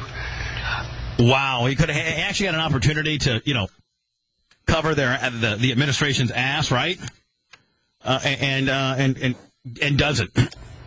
I don't know. And the response has been swift. This is profoundly sad and disturbing. And it makes you wonder, does Governor Corbett know any gay people? The majority of Pennsylvanians support marriage equality, but even many of those who don't at least respect gay people. This is the latest in a string of gubernatorial gaffes made by Governor Corbett, who is up for re-election this year. He made comments that people would rather stay on unemployment than to take available jobs. He also blamed... There's nothing wrong with that. Yeah, that definitely happens. Nothing wrong with that. He's on to something there. I still don't think you can alienate the gays like that. I don't think you can. Pennsylvania's growing unemployment rate on would-be workers failing drug screening tests. But rather than issue an apology for his most recent controversy, he offered an explanation. Current Pennsylvania statute delineates categories of individuals unable to obtain a marriage license as an example. I cited siblings as one such category. My intent was to provide an example. But a Maddow blog writer isn't buying his explanation, writing, "It's tempting to think the governor will need to issue another apology, but at this point, it would be neither sincere nor believable. Instead, maybe Corbett should wake up and realize it's the 21st century, and bigotry isn't funny." Yada, yada, yada. We need to find this girl. See if we can get on her phone. I doubt that we can. Central Florida News 13 is reporting a homeless woman is accused Tuesday after police say that she bent over, grabbed her ankles, and started twerking in front of a school bus filled with kids. The Lake County deputy found 27-year-old Valerie Dixon dancing in a very vulgar manner with one hand on her ankle and the other one grasping her genital area. What were you just telling me today? 25. Bitches love to twerk in front of the camera, man. They love to twerk. Bitches love to twerk for no reason at all. Dixon was charged with disorderly conduct in the release. Well, why wasn't Miley Cyrus arrested? She did it in front of Will Smith's kids. They were like 8 feet away. Well, because this woman has a beard. But think about, Manson, how many children she really did it in front of. Like millions. Yeah, I mean, tens of millions. Yeah. Dixon was charged with disorderly conduct and and was released from the Lake County jail the following day after posting a $250 bond. She's scheduled to appear. How can that be illegal? I mean, probably because she had a beard. She's very ugly. She's very ugly. It doesn't matter if she's got a beard or not. Did she have clothes on? Was she dressed? She was fully dressed, and she grabbed her ankle and her crotch. I mean, how is I would that? chase her down the street. I'm not saying. Now listen, it's just inappropriate. It's inappropriate, and it's certainly not, very, very classy. Yeah. And it's certainly, something you probably shouldn't do around kids. But Michael Jackson grabbed his crotch, and he did far worse things to kids. I mean, Miley Cyrus did practically rubbed her crotch with a foam finger, and she's fine. I mean, under the true guise of First Amendment and freedom of expression, what did she really do wrong? Like 25 said, she was ugly. If she was nice looking, it wouldn't be reported as this. It'd probably been recorded and thrown up on World Star Hip Hop. I think you're right. On World Star Hip Hop. World Star Hip Hop. World Star. World Star. And finally, Ned, drinking a pint of urine every day keeps people healthy, and it's delicious. Delicious. On the rocks? I mean, what's the deal here? Yeah. Sylvia Chandler, age 63, swears that her own pee is the elixir responsible for her slim frame and youthful demeanor, and claims that she hasn't needed to visit a doctor in nearly 20 years. She claims that she's been drinking a pint of her own urine every day for the last 20 years. Oh. She's been drinking a pint of her urine over the last 20 years. She's 63 years old, and I got to tell you, man, she's not too bad looking. I haven't been to a doctor in nearly over a decade. I never get colds, and I've maintained my perfect size 10 figure. But my breath is awful. I have a glass of urine in the morning and a couple during the day. It tastes delicious. Oh. It's a bit like water, but it's a tad sweeter. Yeah. Drinking your own urine. So it's not illegal. I mean, it's not going to kill you, right? I mean, maybe we could get somebody to start drinking their own urine. The mother of two is an advocate of urine therapy. Ned, you've been doing urine therapy for years, have you not? Therapy to others. Topical, yeah. It's a topical deal? More of a preventative topical deal? Yes. More of a topical deal. Didn't Manny Pacquiao used to do that too? Drink his own urine? Wait, what is Ned, are you treating yourselves or other people? He's usually everybody. Anybody that's willing to do it. It's very anybody within a 6-foot radius. It's a therapeutic thing that you offer at the farm there, right, Ned? It is. The mother of two is an advocate of urine therapy for everything from keeping youthful to healing wounds, and keeps a bottle of old urine in the kitchen in case she burns herself. Oh, no. As aged urine has a stronger healing property. So, Ned, what do you have to get, like a decanter for you? I mean, did you get a can up your urine or what? I put it in a Windex bottle. Oh, you do? Just spray it? Yeah. Sylvia began her unique practice after starting her own alternative natural health store. She admits that despite her open-mindedness, that she had to start small when it comes to actually drinking her own urine. She diluted the first glass with cranberry juice, and has since progressed to drinking it straight up 3 times a day. Neat, or does she chill it? It says neat. Drinking it neat 3 times a day. What's that mean? That means at room temperature, no ice, just straight into a glass. Is that what neat means? Neat. Probably doesn't kill, any of the nutrients that's in it because, if you now chill Sylvia, who's been married 3 times and is currently single, imagine that. Wow. Claims that she drinks the urine whenever. I mean, maybe that breath might kind of get you. You go over here, she's single, and you're getting ready to go out with her, and she's got pee breath. Or she burps. This might be urinal. Despite urine being a waste product produced by the kidneys and ridding the body of toxins it doesn't need, she still believes in it. Filmed by Truth Juice, speaking in Bristol, 2011, she claims that when we're on our mother's wombs, we're swimming in urine, and drinking it provides possible health benefits. For 9 months before you're born, you're floated in a combination of your own and your mom's urine. You drank it, you fed it, it was fed to you, your lungs grew entirely, all over your skin, your bones are made of tiny crystals from which are formed by urine. Most of us come out perfect with beautiful skin. Ned, you've been chiming that for years, have you not, buddy? It works. We want to try some? No, I don't want to. How do you get started doing that? What, drinking your own pee? Yeah, you just I think that you can literally go in the bathroom right now, Shannon. I don't think you need a starter kit. You just need a... I mean, what would motivate someone to do it? It's vile. Because it's healthy. That's a strong commitment. It's great for you. Neighbors near Ted Broda Memorial Park in St. Clair. Osceola deputy accused of punching husband's girlfriend in the face. Hold on. Osceola deputy accused of punching husband. Oh, this is a woman, you think? This is probably got to be a woman, right? I read the same headline. I was confused. Neighbors near Ted Broda Memorial Park in St. Cloud were curious after they saw the park buzzing with police just before midnight on Tuesday. A violent fight had just been broken up, but records show the fight was actually between 2 law enforcement officers.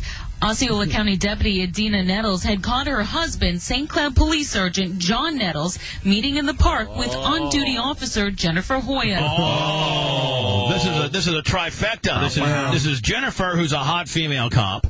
This is the wife, who's a hot female cop, and this is the sergeant, who's the sergeant.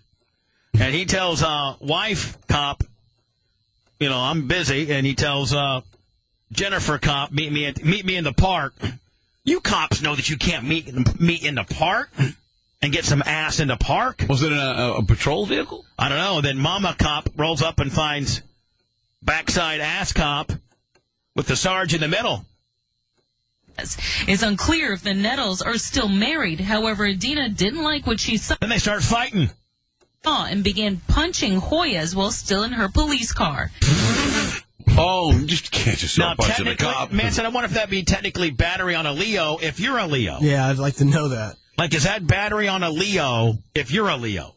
Probably not. Well, I think it still is. She was charged with battery on a Leo. Yeah, even if she's a Leo. Well, she's off duty, probably. Well, you're really never off duty, though. Is that an internal affairs kind of thing? Or I don't know. No, I'm sure it's more than that. Adina then grabbed Officer Hoyas by the hair and pulled her out of her patrol vehicle. Boy, Ned, how hot would that be, Ned, if you're a fly on that wall?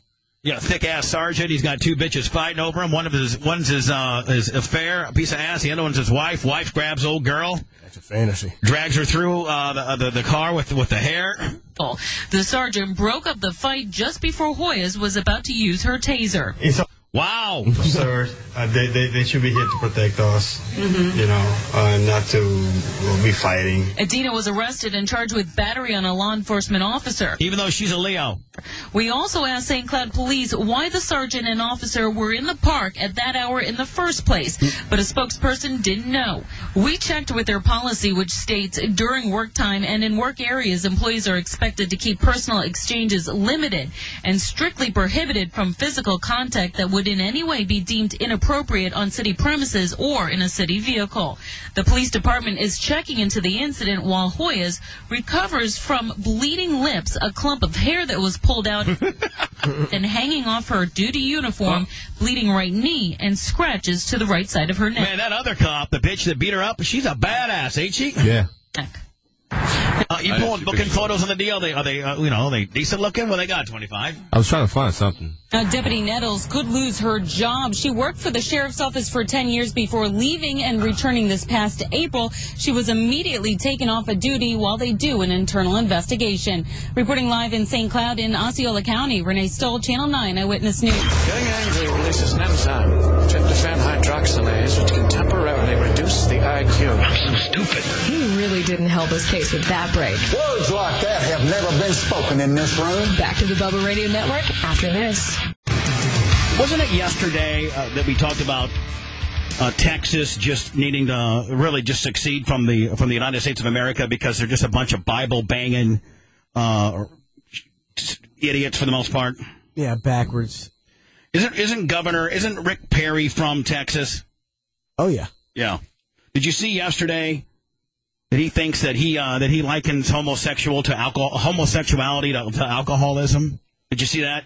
Why? I mean, you people of Texas need to let it go. Really, the homos and the not being able to get an abortion, and you guys just need to let it go. You're really making us look, the rest of us Americans, look like a bunch of idiots. Seriously, like a bunch of knuckle dragging, Jesus loving idiots, and that's not me. Do you believe homosexuals can be cured by prayer or counseling?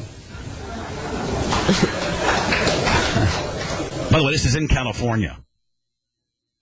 I don't know. I don't. I'm not a psychiatrist. I'm not a doctor. Does he, man? So let me ask you a question. Because he's so Bibled out, yeah, and because he's ran on this whole big Bible deal, does he have to?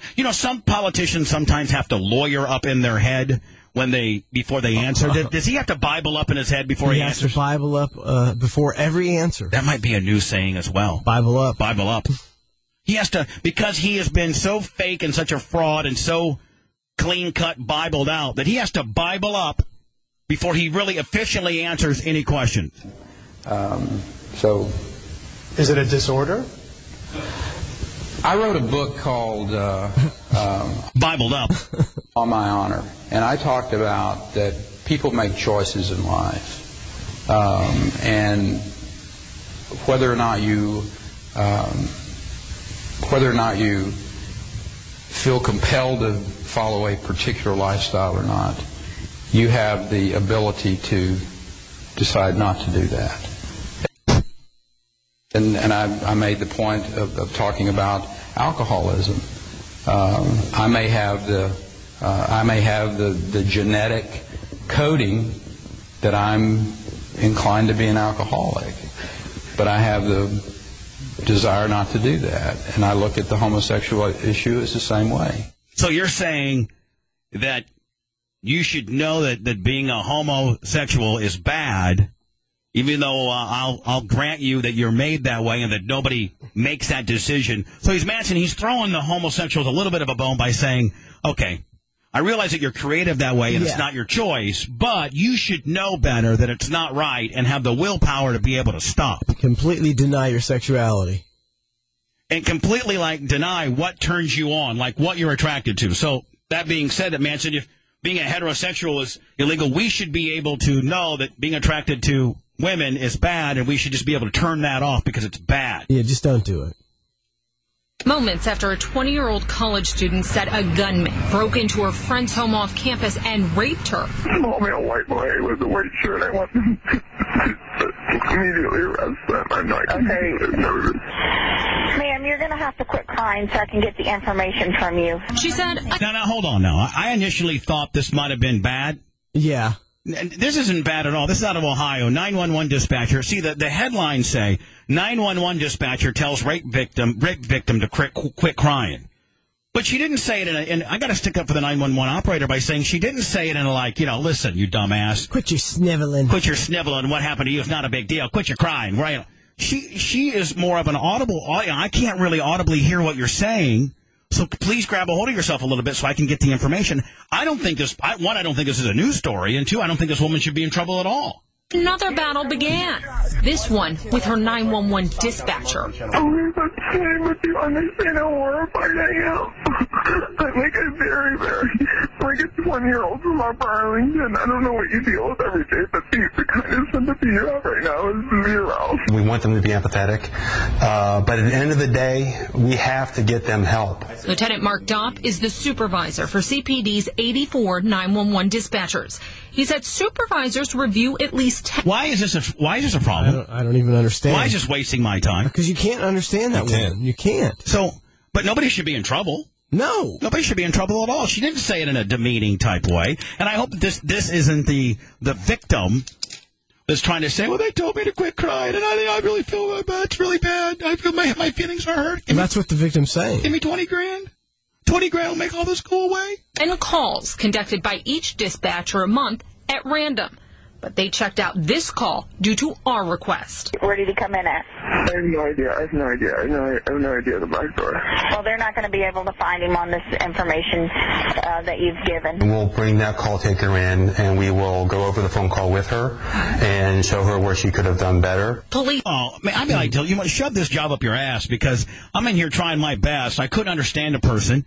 I told them to quit crying just so I can audibly hear them a little bit better. And now we're going to do 911 air checks. You guys ain't paying me enough. Say this will not be a written warning or go into the dispatcher's personnel file. All right, well, then there's nothing to see here. Jeez. Manson has given me a bit. It's a collabo between him and 25 in the midst of this big VA shakedown that's going on. In our country, correct? Yeah, where thousands of vets are not receiving care, and some of them are dying, and they're trying to hide and cover up that these vets died without receiving proper care. It's probably one of the biggest scandals, even though it's been going on for decades. But it's really just getting worse. It's reached a breaking point. So we need a snappy tune. We need to heal through humor, right? And this is epically cheesy. We got some Village People. Here's what I don't understand, okay, Manson? Sorry, 25. So I saw an article a couple days ago that said there's about 54,000 veterans right now that have returned back from war, and 54,000 that have been trying to just get their first diagnosis, like their very first appointment with the VA, to say, okay, in kind of maybe a defrag / they're getting their initial consultation, if you will. And there's a waiting list of 54,000 that haven't even been seen for the first time. Meanwhile, yesterday, a Senate Appropriations panel has approved giving what the Obama administration did particular request, and the Obama administration 10 days ago requested an additional $2 billion to handle the influx of immigrant children that are caught trying to cross the Mexican border alone. So now the big wink, wink, nudge, nudge among illegal Mexicans is that, listen, mom and dad, if you travel, mom and dad and the kids, they're going to send you all back as a family. But if you just send the kids, then America is, they're so soft and so pussified that they're going to feel sorry for these kids, and your kids at the end of the day will become Americans and taken care of by the government, to the point where our president now is asking for an additional $2 billion. And they're going to get it from the Health and Human Services Department, $1.4 billion more than the administration originally had asked for. They asked for just about like $600 million. Now they're going to get $2.1 billion to be able to take care of the tens of thousands of children that are apprehended by Homeland Security. More than 48,000 child immigrants traveling alone have been caught on the border since January. They're pacing right now to do right at 100,000 kids. I mean, 100,000 kids. Go ahead. I'm sorry. This is the biggest threat to our national security. Forget all this terrorist bullcrap. The immigration. We should have all our troops back here on the Mexican border, shoulder to shoulder, and stop this immediately. But we're not doing anything. Remember when you played Red Rover, send Manson right over, and the kids all grabbed arms, and then you ran through there, and they tried to keep you? We need to play Red Rover. You Mexicans try to come over, and our soldiers be hand in hand. And you can't get our southern border, our border of Mexico / USA is impenetrable. You can't come in. That's how it has to be, and it could be done. And with spending less money, and to go to Afghanistan, and you would be saving this country. So here's what I don't understand: we're going to let 100,000. By the way, our government's going to now ask for $2.1 billion to be able to house and process nearly 100,000 illegal Mexican kids, immigrants that were not born here and are not citizens of the United States.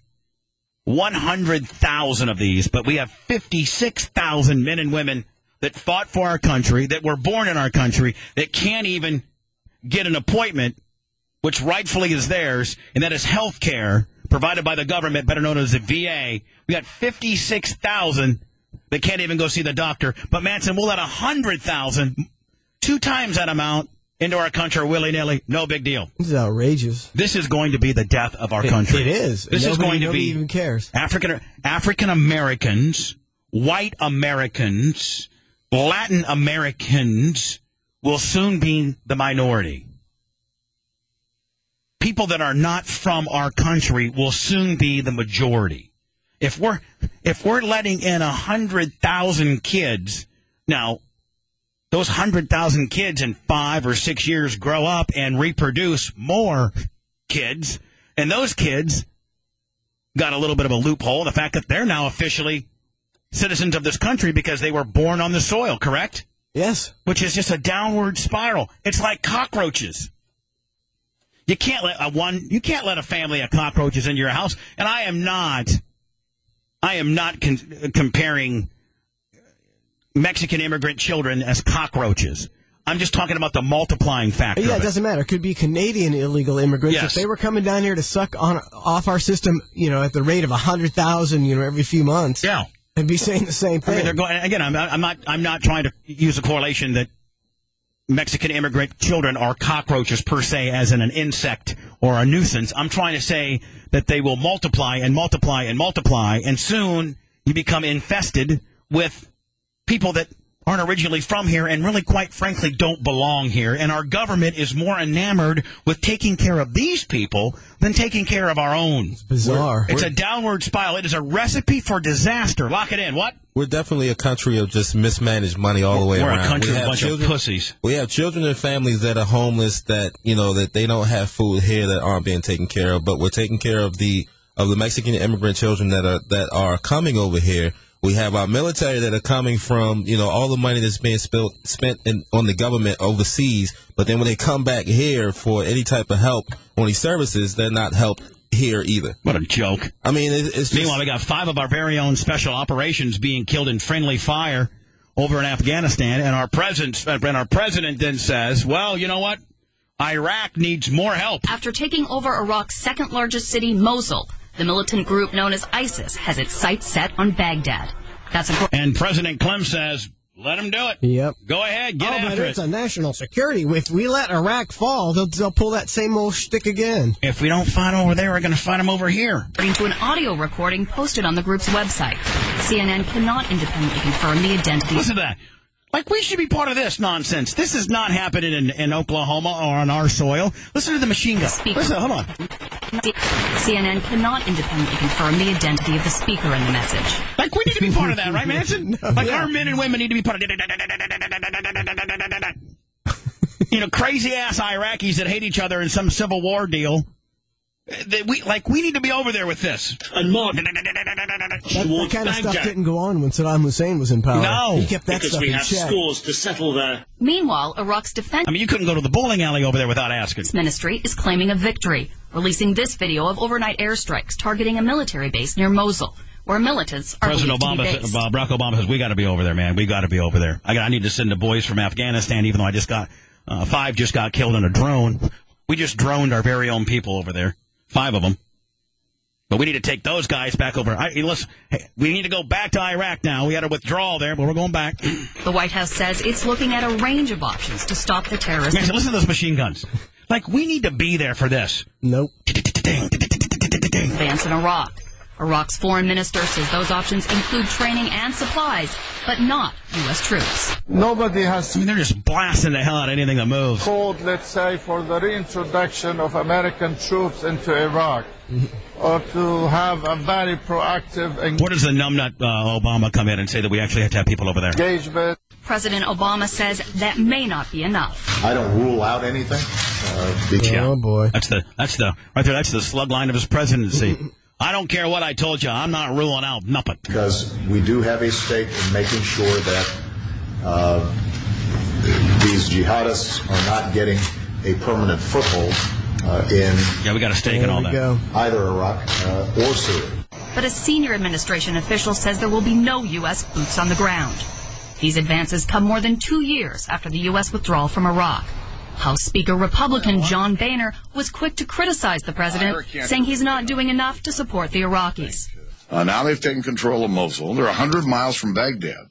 And what's the president doing? Taking a nap. I'm Mark. Oh, shut up. Both sides of the fence, because your president before this did the same thing, right? I mean, I'm not going to go... Every president is going to do that. President Bush's policy is the same as Obama's and is the same as... Shut up. Everybody just shut up. The next guy after Obama is absolutely going to do that. Shut up. Meanwhile, we got veterans that can't even get an appointment to go see their doctor. They got their leg blowed off and they can't even see a doctor. Probably one of the bigger scandals we got going on. But hold on, it's one of the bigger scandals we got going on. That's really not a scandal. You ever notice that? Yeah. It's one of the biggest, most craziest, worst things that we've done to our veterans since some of the things that we did to them to Vietnam. But yet, we're really not really. Nobody really seems to care, do they? People don't want to hear it. Our government hates our country. They hate our citizens. They really do. We got a nice little snappy deal. Manson, would this be a healing through humor gimmick? Oh, of course. All right, stand by. The Bubba the Love Sponge Show practices healing through humor, consisting of hyperbolic statements and parody on the backside, including the use of disclaimers to cover their collective asses. Manson and 25's latest collabo. What's the? It's a Village People spinoff, right? YMCA gimmick. Well, instead of YMCA, FNVA, like FNVA. Get it? Grilled cheese, huh? Oh, this is epically cheesy. Epic. So you're saying a full cheese alert right now? Full cheese alert. All right, thank you. Self-administered police cheese? I like cheese.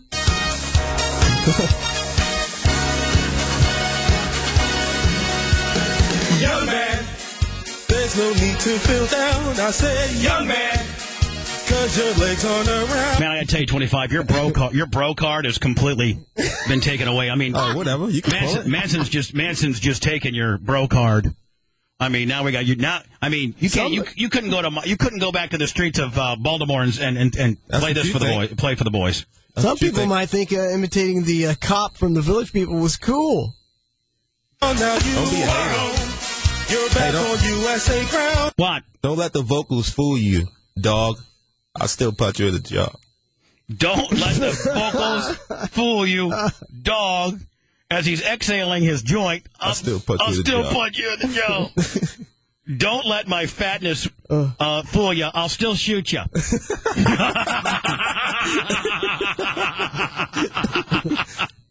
John Morgan just sent me a text of what, BMO?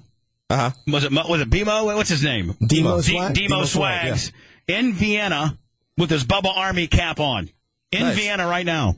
Love you, John. You get health care that is crappy.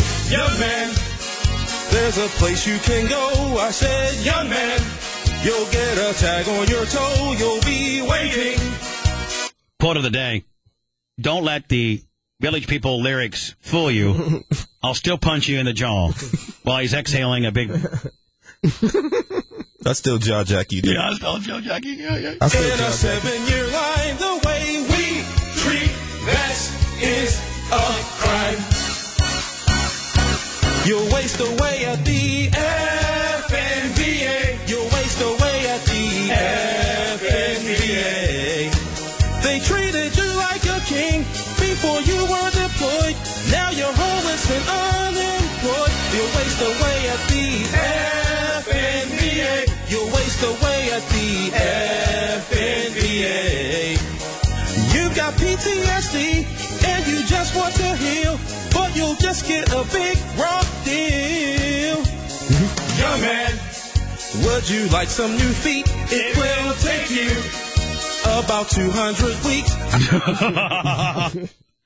Again, Manson, full healing through humor. There are some somewhat shocking lines in here, but again, we're dancing with you guys, not against you. Oh, big time. Absolutely. The Bubba the Love Sponge Show practices healing through humor, consisting of hyperbolic statements and parody on the backside, including the use of disclaimers to cover their collective asses. Christine, you're next. Don't go anywhere, honey. Young man, Here's Xanax and morphine. Come back in 2018. Come back in 2018. Young man, I know that you have the blues, but the bright side, you don't have to buy shoes. Politicians don't care if you live or die. They use you, then cast you aside. You'll waste away at the FNVA. You'll waste away at the FNVA. Really, Statch, makes you want to kind of sing along, doesn't it? It's the anthem. FNVA. They treated you like a king before you were deployed. Now you're homeless and unemployed. By the way, Manson, thank you, because 25 was almost on the verge of being impossible to deal with, and now you're going to make him this big-time parody star. And, come on. I'm just saying, well, great. You'll waste away at the FNVA. You'll waste away at the FNVA. You got PTSD, and you just want to heal, but you'll just get a big rock deal. You'll waste away at the FNVA. You'll waste away at the I mean, you hear it one time and you got to learn, right? FNVA. Young man. Oh, listen, you're really breaking it down there, buddy. You just want some good help. Obama in Congress can go straight to hell. FNVA. Christine, you're live on the air. Hello. Hello. Hi, honey. How are you? Good. How are you? Good. So I agree with you 100%. This is what I've been telling everybody for a couple of years now. Why have you not run for some form of government office? So that way, because I would support you 100%, and maybe make these changes, make these differences. Because you'd be awesome. Oh, listen, I got too many skeletons in my claw. Listen, the only way I could be a politician is if I came out on the first day and say, hi, I'm running for office, and here's all the things that I've done. Let's get that out of the way so my guy can't use it against me. I've been this scandal and that scandal, and I almost, I killed a hog and almost went to prison for that deal. And vote Bubba. But vote for me anyway. I'm pretty much a common guy. Unfortunately, a guy like me that is a common guy will never get elected because I'm not bought and paid for the most part. And, if you have any type of common sense, you can't be that. I mean, you're bought and paid for. You answer to somebody else that funded you at the end of the day. Vote for me, Bubba. B-U-B-B-A. Vote for me, B-U-B-B-A. Just put that right there in the thing. B-U-B-B-A. Just put it down. Christine, we love. Tell us your deal. Run the numbers on you, honey. What's going on with you? I am 5'4"-ish. 5'4"-ish. 250. 250? 44 triple D, yeah. Wow. Triple D. Let me introduce you to my good friend, Nedley Mandico. 5'4", 250. What's up, darling? Yeah, look at that. 2'4", yeah. She said 5'4"-ish, which means she's 5'2". Even better. 250. Her D's have D's. No, I'm either 5'3" or 5'4". I don't know, but so I say 5'4"-ish. Yeah, and you got some big jugs, don't you, baby? Unfortunately. Yeah. It's a pain in the butt. All right, Christine. Well, more importantly, thank you for listening to the show, honey. No problem. Thank you. Bye now. Be careful. All right. Bye-bye. Thank you. Wayne, hello. Hello. Yeah, I just want to let y'all know, once they do get into the VA... Watch your language, my friend. I'm sorry. But 35 at the time. And, well, they said that I had indigestion real bad. They took blood work, and my liver function was high. They said I've been drinking too much. And I told them, I argued with them. I said I have not been drinking too much. Well, I got tired of going up there and fighting them. I just finally broke down, went to a normal hospital on my own insurance, and come to find out I had gallstones so severe they removed my gallbladder. Then the very next day they had to go back in and remove gallstones out of the common bile duct. That's why my liver function was so high, because So the VA just shuffle you right on through and said you got indigestion, get the hell out of here and stop drinking. You go to a regular hospital because you're in so much pain. They're like, listen, buddy, you got full-blown gallstones. Yeah, and just imagine this. I'm in the oil field moving drilling rigs, doing oversized loads, and then I'm having these pains that feels like labor pain. It is so severe. Back in 2000, I had wrist surgery because I broke my wrist. They put a pin in it in Houston, VA. Got staph infection, almost lost my right arm. Had to have IVs, like a tube in my chest, like a chemo patient. Yeah. To take IVs when I was 21 years old every 4 hours for 6 weeks. Damn.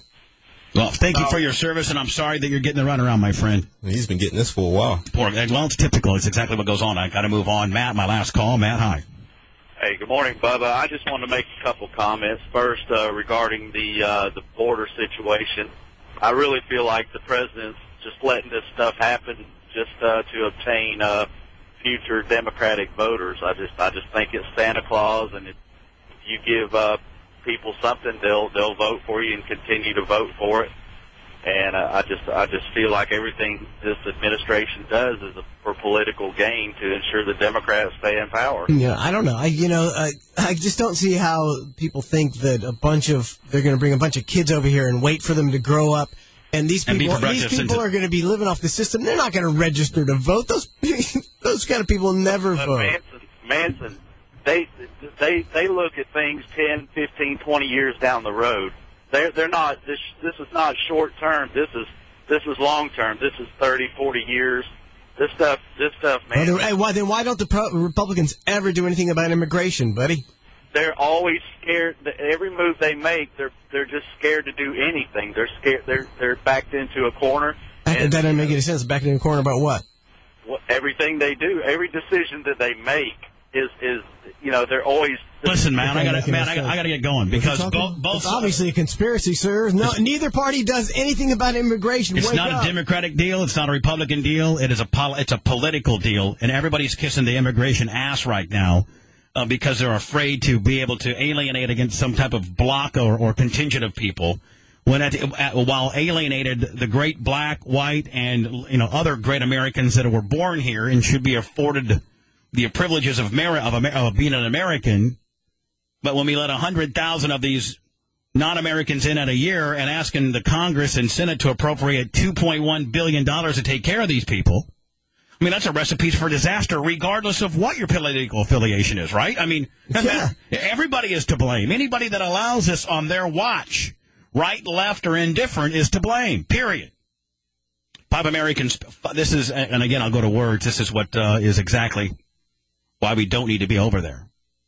5 American Special Operations Service members. So there's 5 families. There's 5 wives, 5 husbands, 5 sets of uncles, 5 sets of parents, 5 sets of kids, 5 sets of nieces and neighborhood community. I mean, it's hub and spoke. And at least one Afghan soldier were killed when a United States Air Force B-1 bomber unleashed an airstrike on their position in southern Afghanistan in one of the deadliest instances of friendly fire in more than a decade. So in more than a decade of war, this is one of the worst friendly fire / errant bomb human errors that we've had. And now we have, and think of the money. And this is only 5. And I don't want to downplay this by saying this is only, I hate using that word, only 5. But what has there been, like 30 or 30,000 people? Haven't we lost like 30-some thousand? I don't think it was that high. Well, whatever.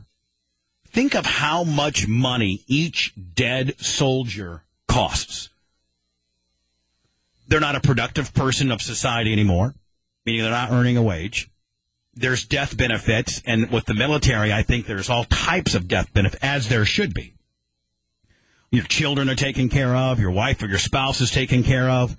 I mean, just life insurance policies. Think of would it be safe to say, tens of billions of dollars that are paid out, and I wouldn't say wasted, but are, how much... What is the turnaround from a person that's dead and how much money that equates to, life insurance, death benefits, compared to a person that's alive being able to be a contributing member into our economy, paying into the system, right? I mean, when you're dead, Manson, you're now taking from the system, right? Yep. But when you're alive, you're contributing to the system, right? Yeah. So what's the turnaround with regards to... That's a big spread. I mean, that's almost a multiplier of 2, is it not? Because... not only you're not paying in, but you're getting paid out. And we haven't, nobody invaded our country. This wasn't Pearl Harbor. This isn't World War II. We're over there nosing around. Can somebody Google how many people have lost their life over there? I think it's like about 3,500. So call it 4,000? Yeah. 4,000 people? 4,000 people that have been, their families have, what's the average soldier's family get? And listen, I'm not saying there's not a fiber of myself that's saying that the families don't deserve this, because they do. In fact, they should deserve far more than they get. But still, ask any one of those families, would you rather have the $300,000 or have Dad back? There's not a person on there. Well, don't ask my family, but I'm just saying, there's not a person that's not going to say, man, we want Dad back. We don't care about this money. We want our dad back, right? So don't think that I'm saying, well, oh my God, your family dies and you get rich. No, I'm not saying that, but I'm saying it's a huge turnaround, because anybody would rather take their live father over a death benefit, but the death benefit is large, and that poor person's no longer to contribute or pay into the system. What is the average death benefit? I have no idea. $100,000 for $100,000 for each family member, I believe. For each family member. I mean, that's... Well, I mean, it's probably only had like 1 or 2 listed. All right, so would you say the average family would be 3 then? Call it 3, right? I think so. Yeah. So if you have, call 4,000 people that have died over there? Yeah. Times 3? Actually, it may be just 100,000 family. Is that what it is? I think so. It's such a large number that my calculator went E. If you take 4 times... Yeah, I mean, it's just ridiculous. Absolutely ridiculous. The Pentagon press secretary said that in a statement that 5 American soldiers were killed during a security operation in southern Afghanistan. Investigators are looking into the likelihood that friendly fire was the cause. Our thoughts and prayers with the families of those fallen. While the military has not identified the dead, relatives identified one of them as Aaron Topin, age 19, of Illinois, telling the Chicago Sun-Times that he was deployed earlier this month, and a month after his father had died. So this B-1 bomber came in and was going to bomb this particular area to maybe, clear it out, try to get a few goat herders, a few of the boogeyman. And really, we had 5 of our special ops guys there, and they ended up dying anyway. Boy, we're just really setting it on fire over there, aren't we? I know Manson and I, the country is far more secure today because of that, right? I can sleep better tonight. Right. Idiots. Why are you being so quiet? The studio is like a pressure cooker that's about to explode. Don't say a word. Perfect time to take a break. That is a fantastic idea. We'll be back after this on the Bubba Radio Network. Myself, 25, Manson, Shannon, and Edley Mandinko. If the majority of the gentlemen in here like your possible submission, you get that. That's a like. 3 of the 5 of the majority don't like it. Get that. Unsigned band review. It's basically from wherever you can hear us and however you can hear us, whether it's iHeartRadio or the new Bubba Army app or RadioIO.com, whatever. And you can submit music, and you're not a national signed with a label or some type of deal act. You're eligible to send in. If you make an approval, if we like your stuff, then we'll give you an invitation to come in and perform live on a Friday. And that's a gongable deal. We can still gong you at that point. First band is called... Was it Paul Cataldo? Cataldo? Please enjoy the vocal stylings of Paul Cataldo. Is that what it says? No, that's just what his name is. Oh, by the way, I guess Paul Cataldo has a website. 25 just hit me. PaulCataldo.com. About. It says, see the man on the stage with the guitar. The one with the perpetual 5-day scruff on his face and the not-so-clean flannel shirt. The one with the Martin guitar who's belting out a song about mountains or rivers or roads. Oh, boy. Okay. That's what we got here? Hippie time, happy hour sounds. Like Ned, kind of a dark match Jim Croce, right? Big time. Yeah, exactly. Anyway, hi, Bubba. And here, hold on. Hey, Bubba. It says, hi, Bubba and everyone. I've been listening to your shows for a long time. I've called in a few as well. I have a local music or unsigned artist music critique that blah, blah, blah, blah, blah. Paul Cataldo. How do you say it? Cataldo? Paul Cataldo. Who is it? Paul Cataldo. Paul Cataldo. Hey. It's not bad so far. I gotta be honest with you. Actually pretty good. Pretty well produced. Intro violation. Oh, here we go, Ned. Hold on. And I feel things are changing. Oh, boy. Kind of a Cat Thomas kind of. Yeah. Stevens. Cat Stevens? Cat Stevens. Cat Thomas. Cat Thomas. Rob Thomas. Cat Stevens. You know what I'm saying. See Who's the guy saying brown-eyed girl? Van Morrison. Yes, Van. Kind of that, too. Throwing that in a little Jim Croce. Dog next door, why don't you bark no more? Now, is he playing all the instruments? Has he got a backup band, or is it like No, he's got I think he does a single thing, and then he's got a back line, you know. I've been home Well, that's pretty damn good for a back line. I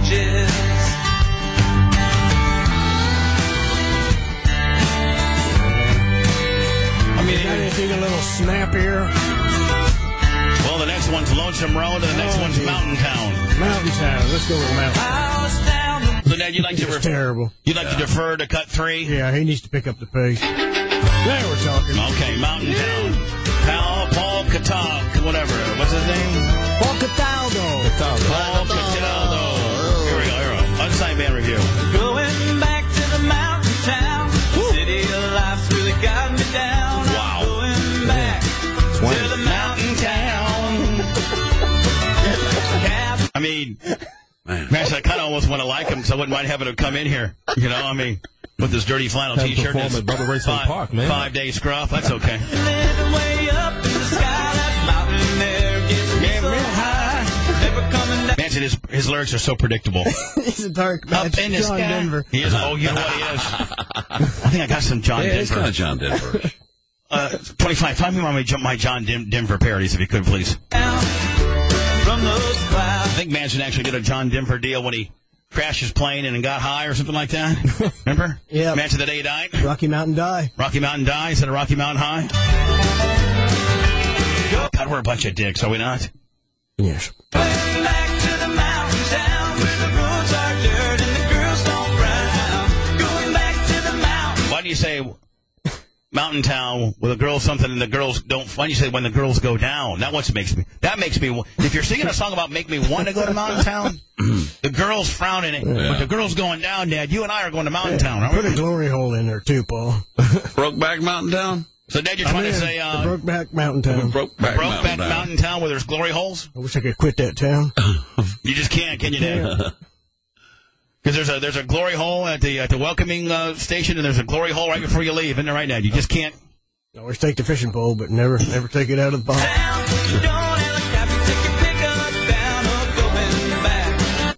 To Mountain Town. Oh, my Lord. Is there anybody in this room, a little picking and a grinning, is there any human being in this room right now that likes this? Speak now, ever hold your peace. I don't think it's that bad.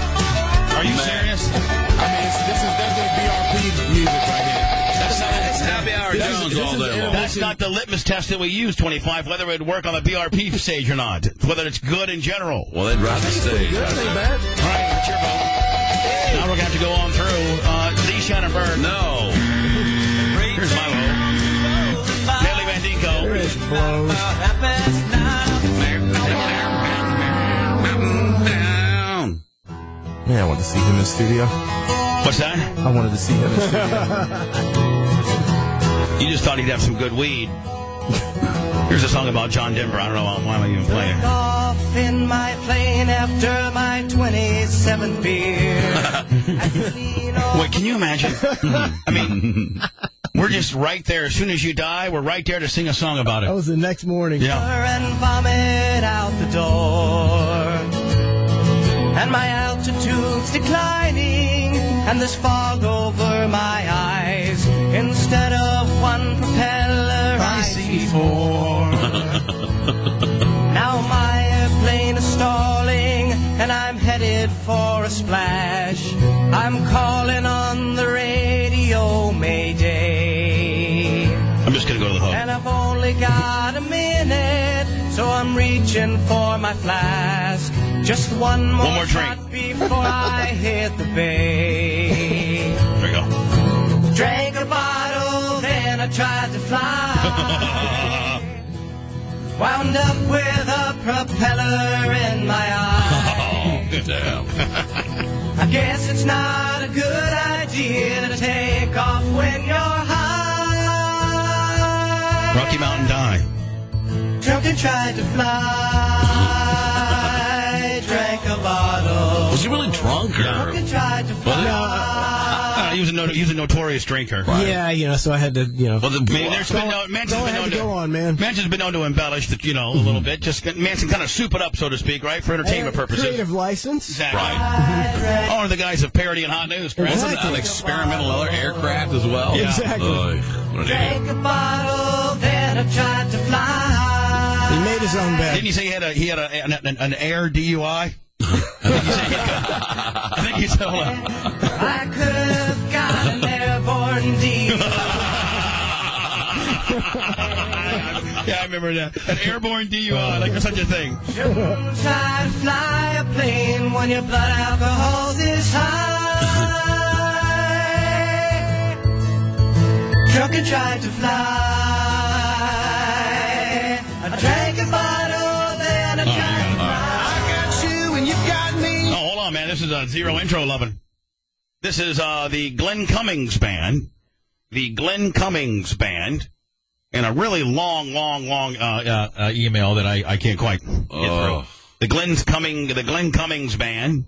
I don't know if that's a real good name. Glenn Cummings. The Glenn Cummings Band. Tampa Bay Groove. Tampa Bay is a Tampa Bay fronted by a national recording artist, Glenn Cummings. You might remember him. Never heard of Glenn Cummings. His CD release titled Big. That was the deal.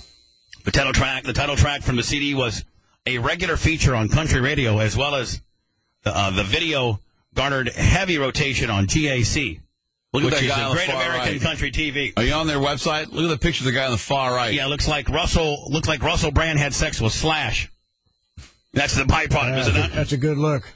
He looks like one of the Muppets. What's that Muppet that looks like that? Gonzo? He looks like Gonzo. He does. No offense. Anyway, the Glenn Cummings Band. Nice fedora. Country Livin'. Our second local band review. The Glenn Cummings Band and Country Livin'. And they're all riveted by the radio right now, saying, Said like Gonzo. I like it. I think it's pretty. I think it's real good. I think it's. Thank you. I was getting ready to say the same thing. I think it's pretty damn good, actually. Yeah. Real good. Wouldn't mind, and since they're local, I wouldn't mind having these guys in ASAP. Yeah, give us a free show, guys. Hell yeah. And you got me, and we got something everybody wants. So, Hell yeah. I mean, I think everybody was going to go that way, so I was just going to save time. I would like Manson to go to the next cut, so to speak. I still drink. I'm kind of curious as to how that goes as well. Yeah. I like the Those next. guys are real good. Real good, guys. Listen, we come in like a bunch of dicks, and then we'll soften up. So you guys, by the way, even if this song sucks, you guys got an invitation to the stage. The Glenn Cummings Band has an approval. I'm going to go 2 cuts deep, though, and see if we can get another good one out of them. Stand by. I Still Drink. Glenn Cummings Band. Which one's Glenn? Oh, the good-looking, short-haired guy with, Show yourself, with the pythons. The guy looks like Jimmy Ballo, kind of a dark match Jimmy Ballo, kind of? Yeah. Hey, Glenn, you might want to do some of that bouffant hairdo of yours. I think maybe a little bit more of maybe go to Tim's Barber and get a little bit taken off the top there. The fade that gets you laid. They're actually playing at the Tampa Convention Center, February 21st. I know the convention center had a venue to play. Were they like a background band for a convention? I guess so. I'm looking at you guys now. Glenn Cummings, you guys are better than that. I mean, you guys need to play regular venues, not like that kind of crap. I Still Drink, Glenn Cummings Band. They got approved. Stand by. but I still drink about her all the time. I like you guys. Yep. Yeah. There you go. Really good. Good job, guys. So they got an approval. The next band, I'm going to cut 7 here. Boom, boom, boom. Lying with Lions. Lying with Lions. Yes, the first song is called Bottoms Up. I like the title. 25, do you have the Lying with Lions gimmick there? Yeah, Facebook, of course. I just sent it to you. Lying with Lions. They got a bunch of, they're at Bourbon Street here. There must be a local band here. I'm the band manager for a reggae rock funk band called Lying with Lions. We're based out of Clearwater area, and we have just recorded some new music. I heard you guys did band reviews, and we really like to see what you think. All right, buddy. Lying with Lions. Our third band review. Looking at a reggae rock kind of deal. Maybe a little funk. Bottoms up. Lying with Lions. Here you go, guys. Now, if they're really if they're playing these instruments, this is all them. Yeah, imagine if they're playing these instruments and it's not like a machine. I might like it.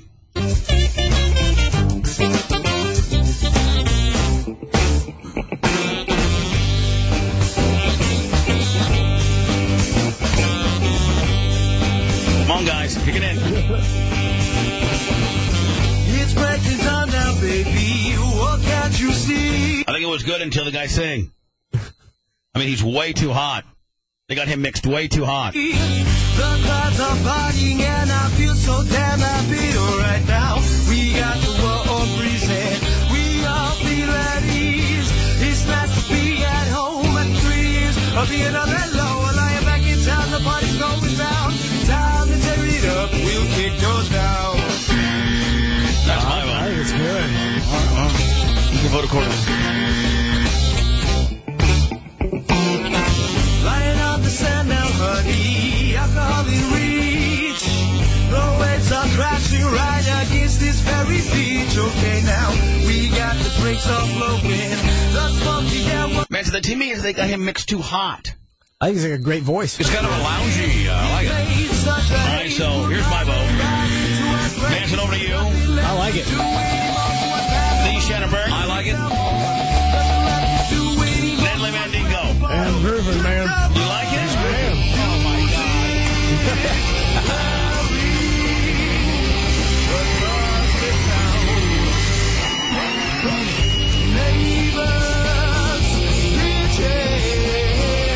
I thought Dad would dance with me on the deal.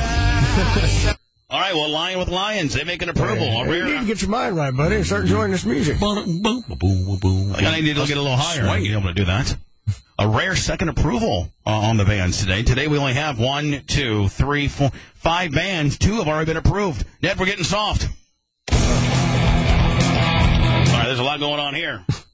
This band is called Glitch. Glitch.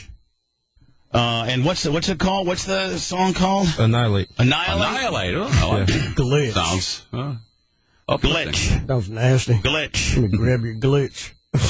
You said you recently said that rock and roll is nothing like it used to be, and I couldn't agree more. We get no love from record labels because if Green Day can't get any airplay, then how the hell can we? Well, I do agree with you on that.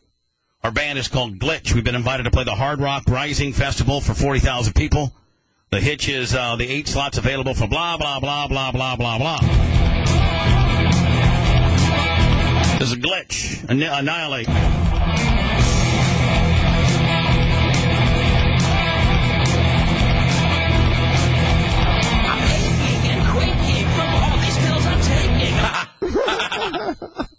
I'm aching and quaking from all these girls I'm drinking. Wow. Look at shaking, breaking myself apart. Are you singing or are you talking to me?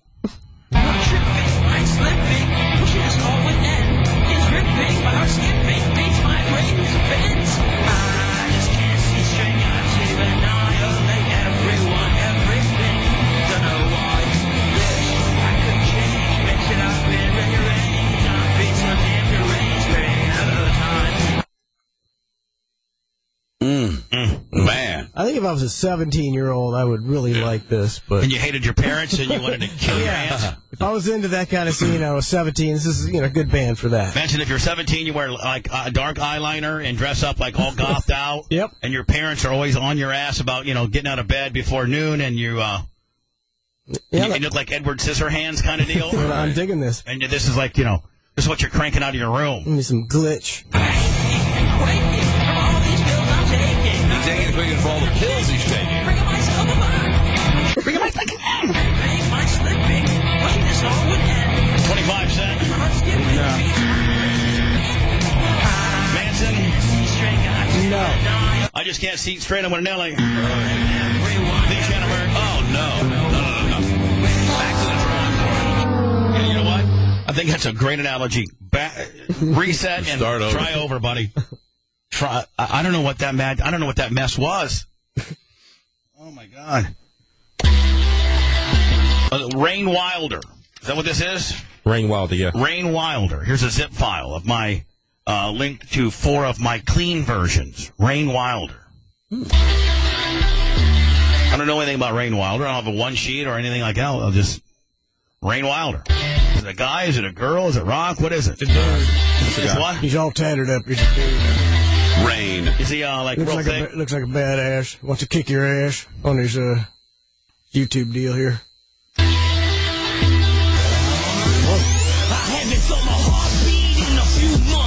Wow, this ain't bad. Kind of Eminem-ish.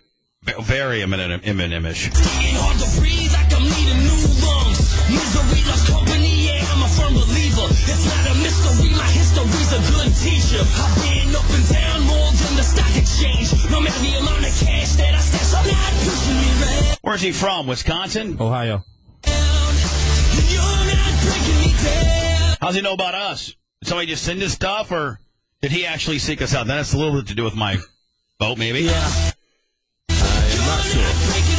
We imagine it's just some Rain Wilder fan that sent it in, or is Rain Wilder getting a hold of me? Yeah, that's what I'd like to know. Yeah, too. that has a lot to do with my mindset, because I'm going to be honest with you, I'm on the fence right now. I think it's really good. I think it's good, Manson, but if somebody just submitted him, well, then I didn't quite turbocharge it to the next level. Yeah, if he's like a fan, that's right. Even better. I do like it.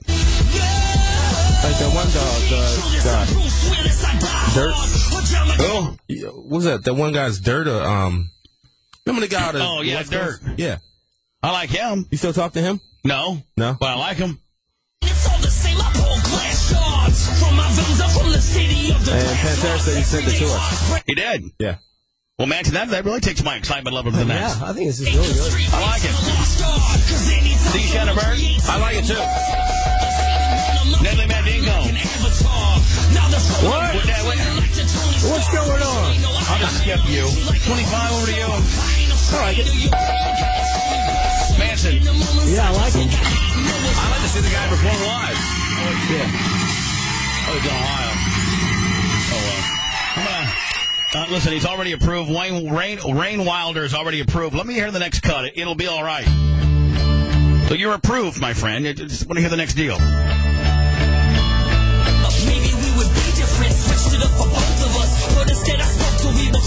I mean, this guy seems better than to play Checkers Pub in Bowling Green, Ohio, or Frankie's Inner City.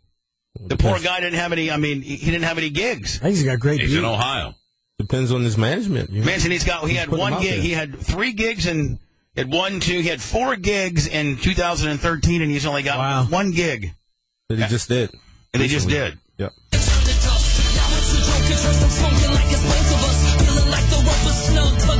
Rain Wilder, I like it. I like it a lot.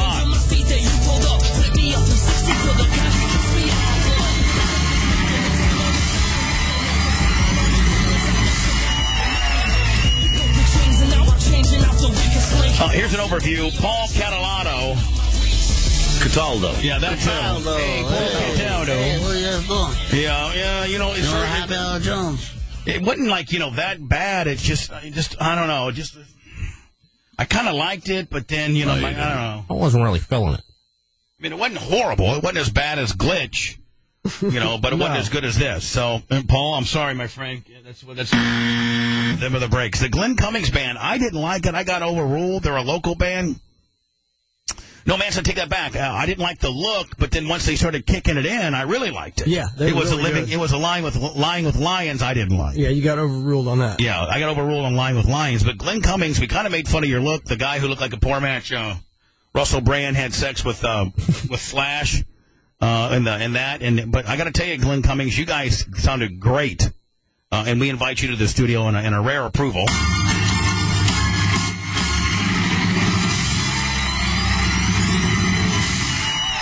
The next band, Lying with Lions, is kind of a reggae funk deal. I didn't like it, but Manson and everybody else quickly overruled me. So Lying with Lions, you guys got an approval as well.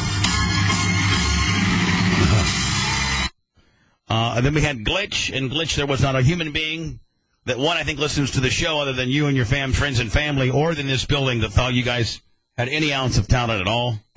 Quite frankly, it was horrible. I think the Shannon Burke's exact opinion was reset and retry, or something like regroup. Back to the drawing board. Right. And then Rain Wilder, and I'm even more impressed, Rain, if you reached out to us. What I'm a little concerned about is your lack of your management getting you booked, because this stuff's really, really good. And you should have far more gigs than you have. I'd like for you to come to the studio as well. Rain Wilder in the final approval. That is your unsigned band review. Not bad. Not pretty. Actually, we have 3 or 4 approvals? Yeah. 4. 3 of 5. 3 of 5 approved. Unheard of. Which is very much unheard of. Very, very much unheard of. 25 sent me the news article from Athens, Ohio. And after watching the thing, I have to tell you, it looks fairly consensual to me. What do you say? That girl's like completely trash drunk, man. Yeah, but here's the most disturbing thing. So is he, though. Yeah. Has everybody Maybe seen he's it? not I mean, there's a difference between trash drunk and, like, unconscious drunk. You know, That's true. If you can consent and you're drunk, I mean, that's okay. Not only that, but, why couldn't you? There's obviously a bunch of looker-ons. Can't you say, can somebody help me? I'm not, this is something that I'm not liking. Please. I mean, there's a bunch of people that are looking on, making editorial comments, calling him Chase Money, because he looked like a nerd. Mm-hmm. Like Chase Bank Money. This is the news version of it. In that photo, and they're trying to figure out exactly what happened. So basically, there's a guy and a girl, and this girl is leaning against like a storefront window, right? Yeah. And on an angled like ledge of bricks, and the guy's between her legs, and he's doing oral stuff and digital stuff. And there's a bunch of people. Well, somebody recorded it at the end of the day, and a bunch of people, cheering and telling him how crazy he is and how stupid he is.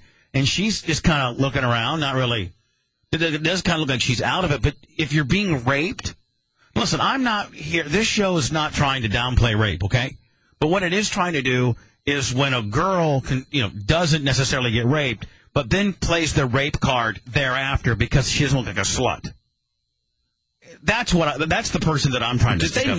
For that guy who gets, screwed on the deal. I don't know. Did they just walk up to you and say, hey, could you mind if I, yeah, go ahead.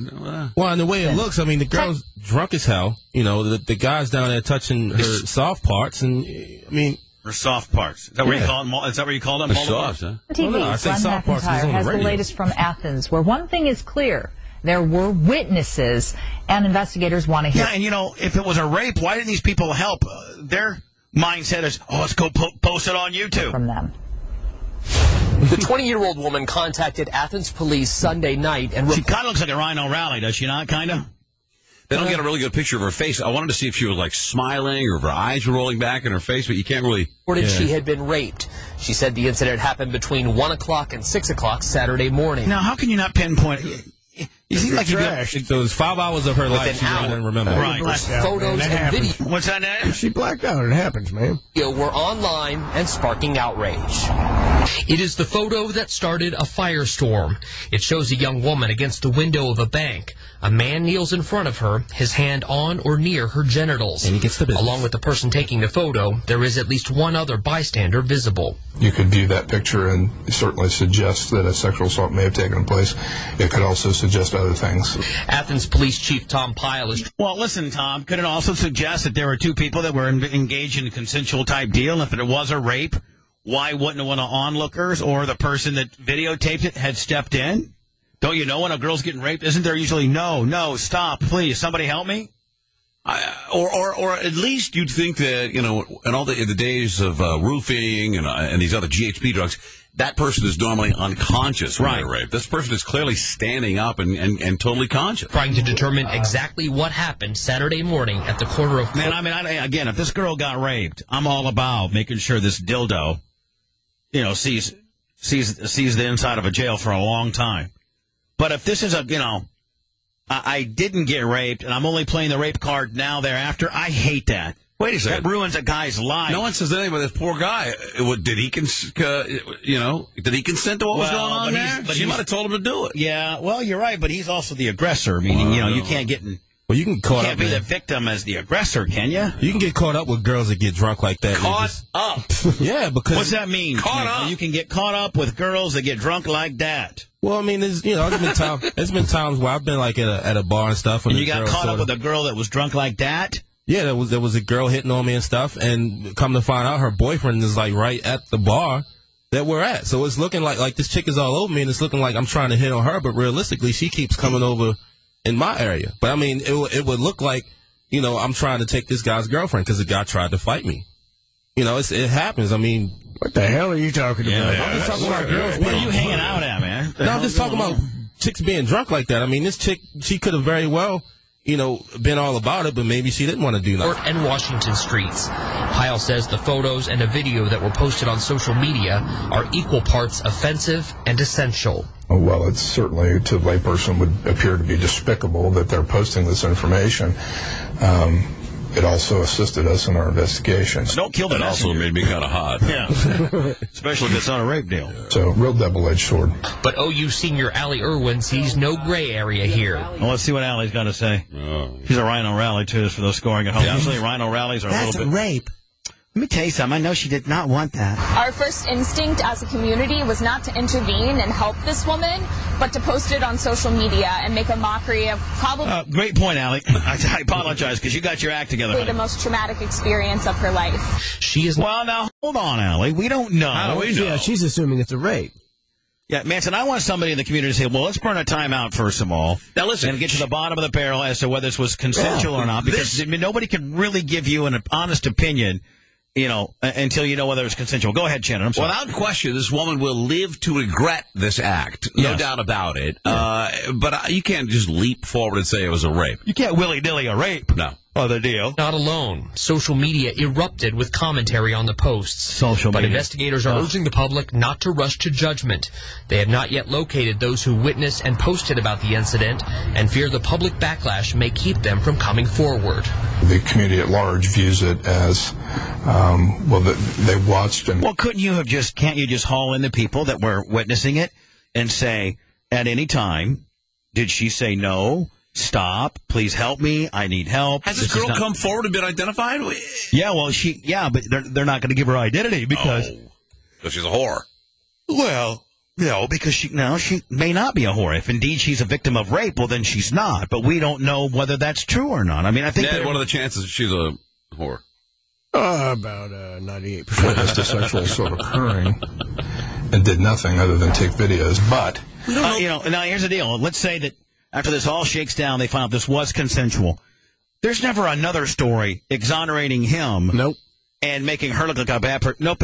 That's what I feel for. I feel for that guy. But what do you exonerate though? I mean, he was performing oral sex on the chick in public. I mean, what do you really say? Well, you're saying that it wasn't a rape. Right now, there's a possible rape charge. As far as just being, somebody who's, doing an obscene act in public, rape is a different thing. I mean, completely different. I mean, 25 right now.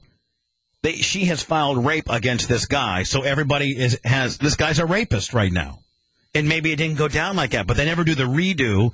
They never do the follow-up by saying, well, ladies and gentlemen, the bottom line is the Athens Police Department found that this indeed was consensual.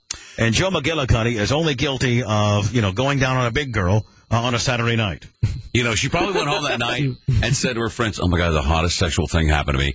I was walking on the street. This guy came up to me. He said, can I give you oral against a glass? And you know what? I was drunk, but I said, you know what? Whatever, do it. So good. And he did it. It was awesome. And then the next day. No, we'll be the girlfriends.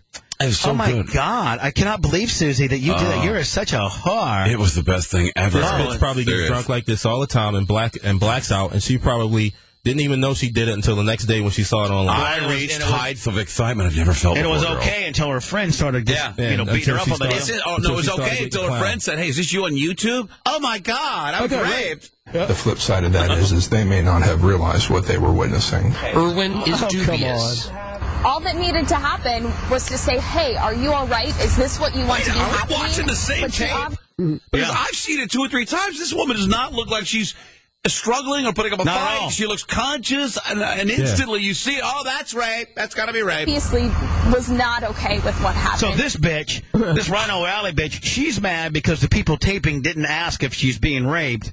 But meanwhile, wouldn't the average person just say, well, she needs to. She doesn't look like she's getting raped. Right, that's not a question you ask somebody. And a rapist just does not attack a chick and perform oral. Like rapists, they, have full-on sex. It was rape. She reported it to the police as rape. Tonight, that male son. Well, hold on, you right Lay it down on line. She, a day after she reported. This happened on Saturday. Yeah. On Sunday, she reported because she got her ass clowned. Suspect remains free and uncharged. Athens police urge anyone who witnessed what happened to come forward and help them determine the facts behind these photos. In Athens, Glenn McIntyre, 10 TV News.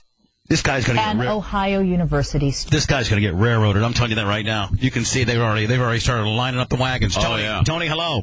Went down on the fact. Hey, what's up, Bubba? Yeah. I just wanted to comment on what 25 Cent had said about what happened to him in the bar. I know sometimes females will try to pick a fight with another gentleman and then have their boyfriend back there as backup waiting in an attempt to rob them or start coming. What kind of women are you hanging out with? Where are you hanging out, brother? Jeez. My God, where are you hanging? Where are you hanging out at, buddy? Bars, man. Your typical Tampa, Florida white trash girls in these, Dale Mabry, Fletcher, Fowler bars. I've lived in Tampa my whole life, and so you're trying to say that some of the bars you go, Manson, I can honestly tell you that I don't think I've ever been to a bar where a woman has tried to fight me and she had a backup of a boyfriend. No, not try to fight you. A woman comes to try to hit on you, and then the boyfriend on the back. Well, see, I usually that's the problem right here. No woman's hitting on me. So you say the bars that you hang out with, he's saying that sometimes it happens. I know, but he's saying in some of the various bars, and he mentioned some various roads that he hangs out with. These it's been his experience that these chicks will try to hit on you and get you to have relations with them, only to go back to their place or whatever, and their boyfriend's waiting in the closet to rob you. Yeah. Is that what you're saying, Tony? Exactly, yes. And that's happened to you. That hasn't happened to me in particular, but I've seen it happen to other guys, and, you're watching it happen, and you're like, okay, I know what's going on here. You're watching it happen, so you actually followed him to the house and watched the boyfriend get in the closet the whole 9 yards? Wow. This sounds like an urban legend to me, to be honest with you. Stop calling me on the phone, you mother... Well, it really hasn't happened to me, but I've watched it. What do you mean you've watched it? But you're taking him saying that the chicks take him home. It's not always taking him home. I mean, they'll just meet him in the parking lot and just kick his ass. Where are you hanging out with? Well, you don't pay attention to remind me not to party with you. Well, yeah, I pay attention to the news. This happens like twice a year, like somewhere else. I mean, Robert, hello. Hey, Bubba. Yeah. The listeners and everybody needs to understand that the laws have changed in Florida. If a woman is under any influence, that means one drink, she cannot legally give consent. So if that happens about probably 100,000 times a day. It happened to me Friday night. Let's say, Kim and Saturday. Kim's never sober. Yeah. Twice she has to have sex with Shannon. I should be in prison. Nikki's never sober when she wants to have sex with me. I agree. I mean, it just people need. Right. Thanks, Robert. How many shots deep is she usually? Nikki? Yeah. Quite a bit. I mean, it takes a lot of alcohol to make me look good. I'll tell you that right now. Ross, hello. Hey, guys. Here's my question. For the rape case, best case scenario is found that it's consensual. Do they both become sex offenders then for having sex in public? No. I think it would be public indecency. Only if there were children present. Right. I think if it would be it could be public indecency, but I think it's a misdemeanor. No, I don't think they do. No, because but you can be registered as a sex offender, though. I think both of them are over 18, first of all, and no children saw it. So, but you can still an adult can be registered as a sex offender if they rape an adult. If they're charged with and you know a lot about I mean, all this dark, shady stuff you know about. How do you know about that? Well, because I knew a guy he was a registered sex offender. He worked at an old folks' home, and supposedly... Well, yeah, I mean, that isn't two kids doing it on a... Yeah, but what I'm saying is that it's an adult. So if you rape an adult, you can be registered as a sex offender. Yeah, but if there's no rape involved in this, they're not going to be sex offenders. Right. That's what I'm thinking. But if he's convicted, then... 25 wants to argue with you. Yeah. No, we're saying if it was... This guy asked if it was consensual, meaning she said yes, he said yes... Could they be registered as sex offenders? And I don't think so. I think they could be. get a charge of public indecency. At that point, the charges would just be dropped. Lewd and lascivious behavior, though. No, it wouldn't be dropped 25 because it still is an act of indecency in public. So that they both did. So yeah, it's like a misdemeanor. Yeah, it wouldn't be a big deal. 25 said he didn't even bother with misdemeanors. Misdemeanor. Screw that. It's misdemeanor. Whatever. Dayline, California. Did you see where the 49ers team doctor killed himself? No. Yeah, the 49ers. When? I think Saturday. Listen. Sources tell Cron 4 News that Dr. Daniel Garza is being investigated by the San Mateo County Sheriff's Department for alleged inappropriate behavior involving adult interns. Yeah, so what's that all about? Wow. Inappropriate behavior involving adult interns. So, I mean, you know what that means. Well, on the surface, let me be the great Karnak and see if I can make a prediction, and that would be you have men or women that want to work for the San Francisco 49ers, whether in the equipment room or, whatever, right? Mm-hmm. To be part of the hoopla. And he's, taking liberties with these adults as the team doctor to make them do something in order to, remain an intern with the coveted San Francisco 49ers. That's what I'm thinking. Yeah, like sexual favors. Yeah. Law enforcement officials wouldn't comment, citing the ongoing nature of the investigation, but they did say the criminal probe started before the doctor's body was found at his home here in Redwood City's Emerald Lake Hills neighborhood. So they started an investigation on this deal, and this weekend he's done. Gone. Here you can see how Garza's front door is still sealed by the San... Yeah, I mean, just like, remember the producer for, what was the Ron and Young Paul deal? Paul and Young Ron, yeah. In Miami, and he was being investigated for touching kids, and then he killed himself. Is it not safe to say, I mean, old school type mentalities, if somebody kills themselves while they're being investigated for a particular crime, that they pretty much have just guilty themselves right in? I mean, you're done. Pretty much. Yeah. But this is only for inappropriate behavior. It doesn't say assault. It doesn't say rape. It doesn't say sodomy or, children. It just says inappropriate. I mean, what could be inappropriate? You could have smacked some girl in the butt around the office. But you don't kill yourself. Somebody had a lot of proof. You don't kill yourself over that. No, Mateo County coroner, they say they're investigating his death as a possible suicide. I spoke to one of Dr. Garza's neighbors who did not want to go on this bitch is on meth, is she not? camera. She says about a week or two before his body was found, yes, this whole street here was clogged with squad cars and about 10 to 15 uniformed law enforcement personnel. She says that she saw at least one person who appeared. This bitch just gasped for breath. A sex line and she's on meth. Yeah. What are you wearing? Oh, I'm touching myself right now. Can you imagine if you're really going to town on her?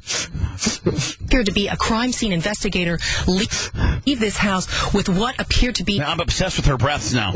...evidence. She went on to describe Garza as reclusive, who always kept his shades closed. She says Garza was not seen again in the neighborhood after that raid by law enforcement. In addition to being the medical director for the San Francisco 49ers, Garza was a leading researcher in concussion and brain-related injuries at Stanford University, where he was also a well-liked assistant professor at their medical school. A Stanford official says they were made aware of the possible criminal activity and alerted law enforcement. A spokesperson for the 49ers says they were also alerted by Stanford about the investigation into Garza, but had no further comment about the allegations against their now... All right, so anyway, he's dead. I just got an update on my phone. So I get Packer updates. Did you guys see the collision? Packer updates. Hold on. Update from his dad. No, but hold on now. We're talking about the NFL and the 49ers. Yeah. And I don't know if anybody saw the collision that Jermichael Finley had, and they hauled him away in a... Jermichael? Yeah, Jermichael. Yeah, I saw that. It was amazing. He's in ICU right now after they got him in ICU for a major neck injury right now. That's depressing. Really? That's not good. Screw off, Shannon. Dick. Leo, Larry, you're on protection. Hello, buddy. I got you scrambled up. Hey, what's going on, Bubba? You're a cop. What do you got for me? Yeah, the guy that called in saying that a woman who's intoxicated can't consent, that's total BS. Any woman can consent as long as she's over the age of 16, depending on the age of the male. And the intoxication comes into play if she is going to claim rape. Well, that can help or hurt her case depending on how intoxicated, and it doesn't have anything to do with consent, intoxication. So I think you're completely wrong. Now, what's that? This guy's a police officer. But if you're blotto, if you're like incoherent, what are you saying? As long as you say yes, that's consent, no matter how drunk you are? No. I'm saying that the consent or the intoxication factor is going to help or hurt your case depending on which way it goes. But he was saying that if you have one drink, if a female has one drink, then she can't consent. So you're saying that's ridiculous. You're saying it's each case is individual.